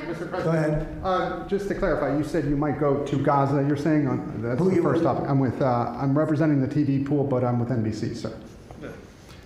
That's too bad. Okay. Well, just to clarify, you said you might go to Gaza, and then the second question I had earlier today, you said the mayor of Chicago and the governor of Illinois should be jailed. Have you asked the Justice Department to look at possible charges? No, I've seen the law, and when you have a group of people where the police call off the safety for ICE officials, I've understood that, and I've read it today in numerous journals, that's illegal. What they did is I guess it was ICE, Christie, right? They were under threat, and the police were helping beautifully, and it was fine. And then all of a sudden, a woman was on the line saying, "Everybody, move back, get out, get out." And they were given an order by the second person in the police department, and the governor knew about it, the mayor knew about it. I understand that's a criminal offense. Do you want to comment on that, Christie? Yes, sir, we're seeing that kind of pattern happen with local law enforcement and state law enforcement, not just in Illinois, but also out in Oregon, too. In fact, in Portland, I was there yesterday, but some of the ICE officers were telling me that as they drove by the rioters that were saying, kill ICE agents, Molotov cocktails, melt ICE, that the Portland police were cheering them on and had their fists in the air cheering on the rioters that were threatening their lives. So in Chicago, we had a 10-car caravan trail our ICE officials and pin them down. And those ICE officials, to get out of their vehicles, a woman tried to ram them and run them over, and shots were fired to get them to safety. So it's happening on a regular basis, and any elected official that allows this to happen and gives cover to those kind of individuals who are perpetuating murder should absolutely be prosecuted, in my opinion. Mr. President. Daniel. Thank you, Mr. President. And by the way, we have Marco Rubio. Marco, come on up here, please. Rubio! He's going to bring a little stability to this group. Come on up. Does everybody know Marco Rubio? Is there anybody that doesn't? Some of the reporters don't. That's why they shouldn't be reporters. Which job is he here for today, Come sir? on up here, Marco. Anything we should know about the Middle East? That's what we're hoping to talk to you about here, Mr. President. He's doing a good job. He was Susie's born for looking this handsome. job. I can tell you. Daniel, please. Mr. President, Handsome Susie I have Walls. two questions for you, if that's okay. Seamus talked a little bit about the money aspect of this. Do you believe if you go after where the money is coming from with Antifa, in regards to Antifa, do you believe that would be similar to cutting the head off the snake, so to speak? And I have a question It would on help. this. I don't know that it would be totally complete, but it would certainly, you'd knock out 75%, 80%, 85%. These people, a lot of them don't believe it. You know, when I watch them, I say, I can almost tell a pro by, they're like professionals. That's all they do. And they get paid by somebody. I think it would knock out a lot of it. Yeah, not all of it maybe, but a lot of it. And then a follow-up to that is, a lot of the people who we've listened to over the last hour, they've emphasized that Antifa, it's not necessarily this big organized thing. It's a bit ambiguous. It's deorganized. I think that's one of the words that Andy used. What is the challenges of going after a group that makes it intentionally difficult to go after and find? That could be for you, the Attorney General, anyone up there. Well, they're smart people, and they deceive. Yep. A lot of them are crooked people. A lot of them have been staying out of trouble their whole lives, and they've been bad from the day they were born, frankly. But these are sick people. Pam, go ahead, please. Well, they're smart, but they're not smart enough. Oh, my microphone's broken. They're smart, but they're not smart enough. They have been covered by these liberal cities for so many years. That's an update on the Middle East. And that's why we're all working with Treasury, with all these different departments to find the criminal conspiracy. Okay. I'm just giving. I was just given a note by the Secretary of State saying that we're very close to a deal in the Middle East, and they're going to need me pretty quickly. So I will take a couple of more questions. Oh, wow. Okay, all right then. Thank you, sir. I also have 2 questions for you, if I may. It's a big deal. Have you given any more thought to possibly suspending habeas corpus to not only deal with these insurrectionists across the nation, but also to continue rapidly deporting illegal aliens? Yeah, it's suspending who? Habeas corpus, sir. Oh, I don't know. I'd rather leave that to Christie. What do you think? No, sir, I haven't been a part of any discussions on that. All right, go ahead. In the ceasefire This is negotiations. CNN speaking, by the way. So, Are you personally this is participating? one of the worst reporters that you'll ever see. I don't even want to take a question. It's a waste of time. Go ahead. How will you decide which workers get back pay and which workers do not? Well, we're going to see. Most of them are going to get back pay, and we're going to try and make sure of that. But some of them are being hurt very badly by the Democrats, and they therefore won't qualify. Go ahead, please. What will the administration do to foreign Antifa organizers and funders who are located overseas? Go ahead. In the yellow, please. Shut up. Hey, shut up. So the Nobel Peace Prize will be announced on Friday. You've been nominated by many world leaders. By many, many countries. That's by many right. countries, as well as the hostage families. Do you think you will win? I have no idea. I mean, look, I did settle. Marco would tell you we settled 7 wars. We're close to settling an 8th. And I think we'll end up settling the Russia situation, which is horrible. 7,000 people died last week, by the way, in Russia, between Russia and Ukraine. I think we'll settle that. So I don't think anybody in history has settled that many, but perhaps they'll find a reason not to give it to me, you know? Perhaps they will. We're going to give it to Greta Thunberg. Thank you. Going to the shutdown quickly, what is your position on the extension of health care subsidies, which is what Democrats are asking for? All I want to do is very simple. I want to get the country open, and then we're going to discuss that. And we'd like to, Obamacare is a horrible mess, and it has been from the beginning.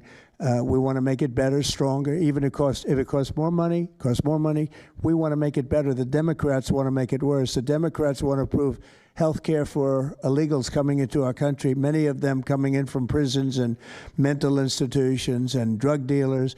They want to give them health care. We don't want that for our people because that's going to destroy the health care that we already have. We'd like to make Obamacare better for people, less expensive and better health care. Yes, ma'am. Mr. President. I'm wondering if you've been briefed on the organization and funding of Antifa, and if so, what have you learned? I have been, and they have pretty good knowledge, but they're going to have a very good knowledge. And I really ask these very brave patriots that we're surrounded with today to let us know, because I think you probably have some pretty good ideas. And even if you're not sure, let us know and we'll figure it out, okay? If you could do that.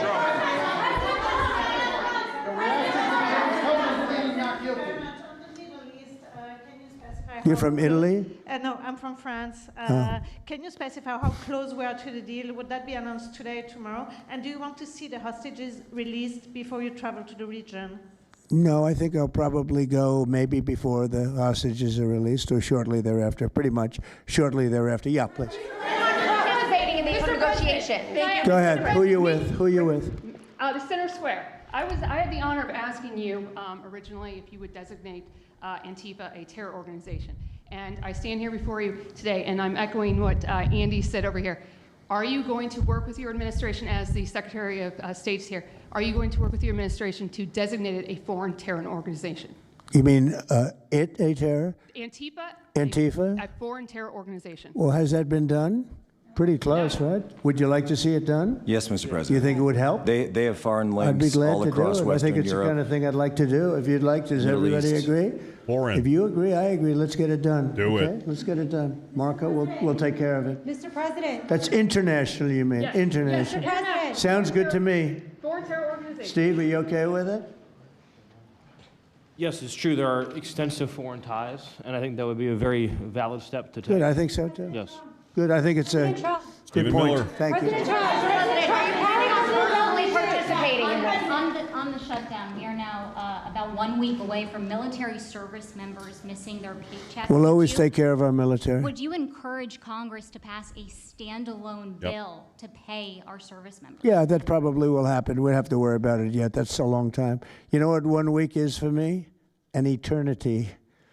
1 week for me is a long time. I bet. We'll take care of it. Our military is always going to be taken care of.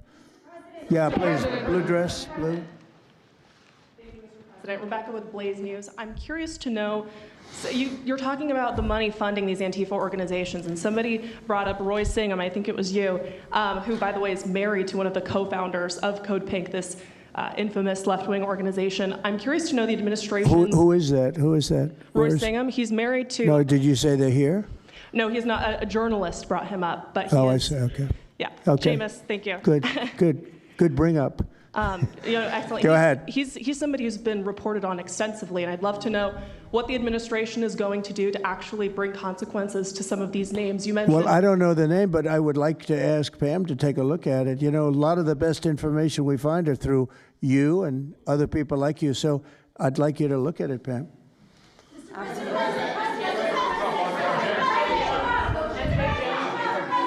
In the back, please.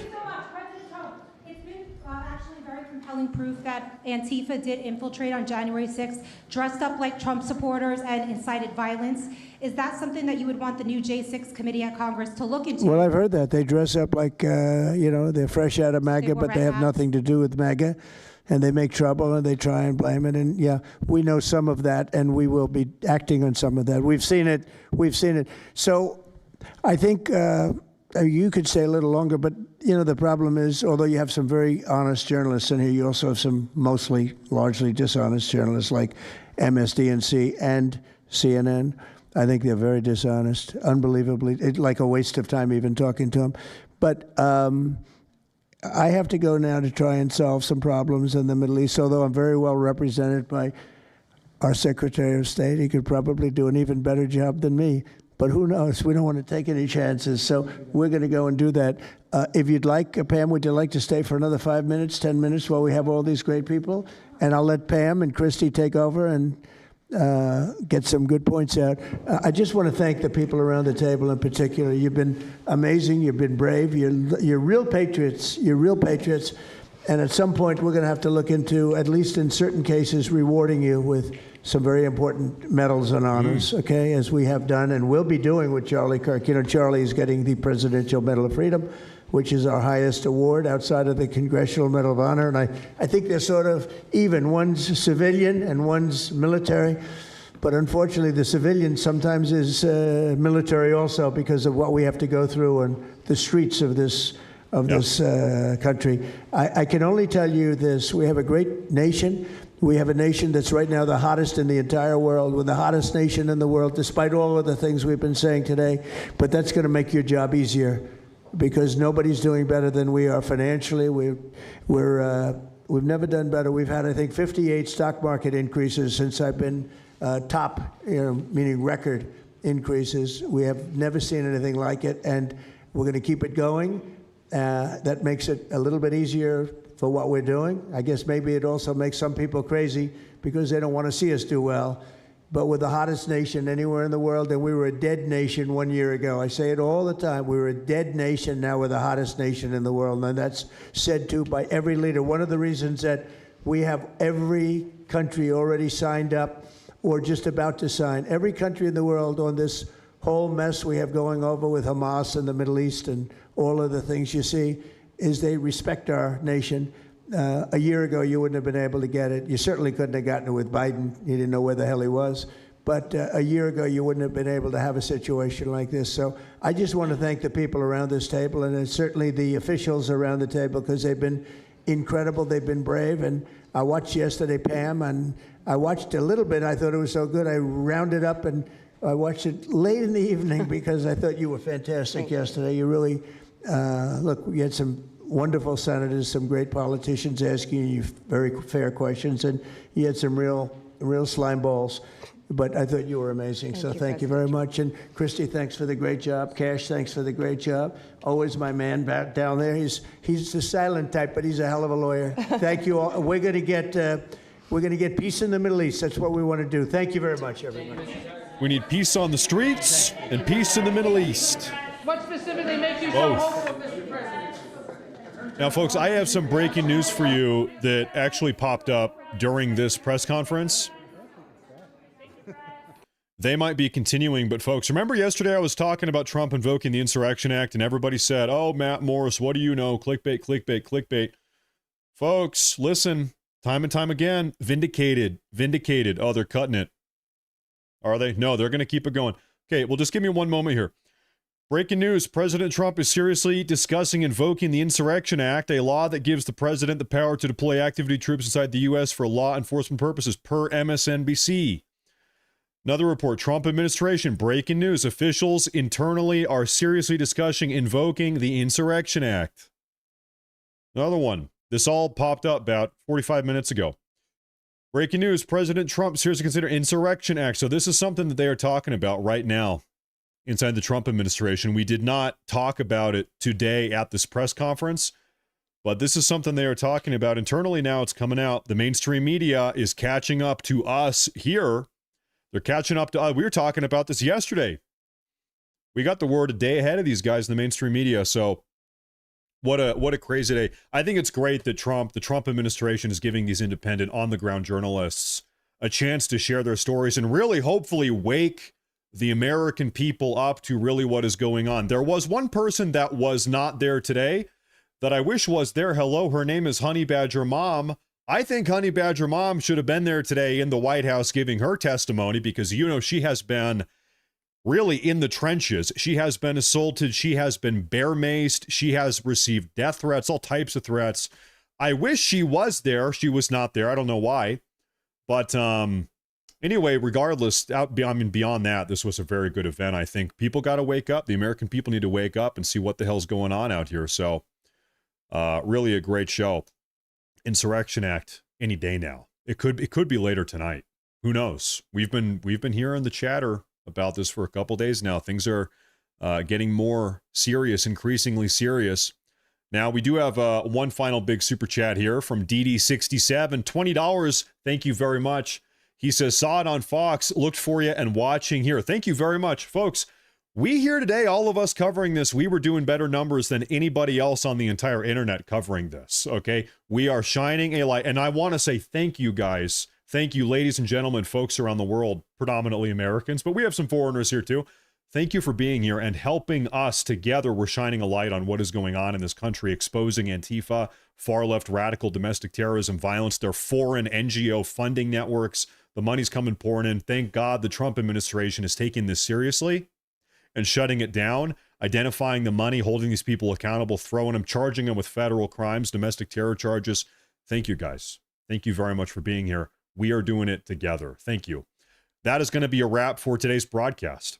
I want to say thank you all one more time. Please make sure to subscribe. We're live on Rumble, Matt Morris TV, YouTube, Matt Morris TV. Please make sure to drop a like, drop a comment, subscribe. All of that stuff helps a lot. It helps boost us up in the algorithm. Even the little tiniest thing, hit the like button. It helps big time. Bigly. It helps bigly. So thank you, folks. Everybody have a great night. I will see you guys tomorrow. We're back full speed ahead. And we're going to be covering whatever's happening. Every day something is happening, and we're going to be covering it. You know we're doing it here, so come back tomorrow. Thank you, folks. I'll see you guys. Thank you. God bless and stay safe. I'll see you folks tomorrow. Thank you.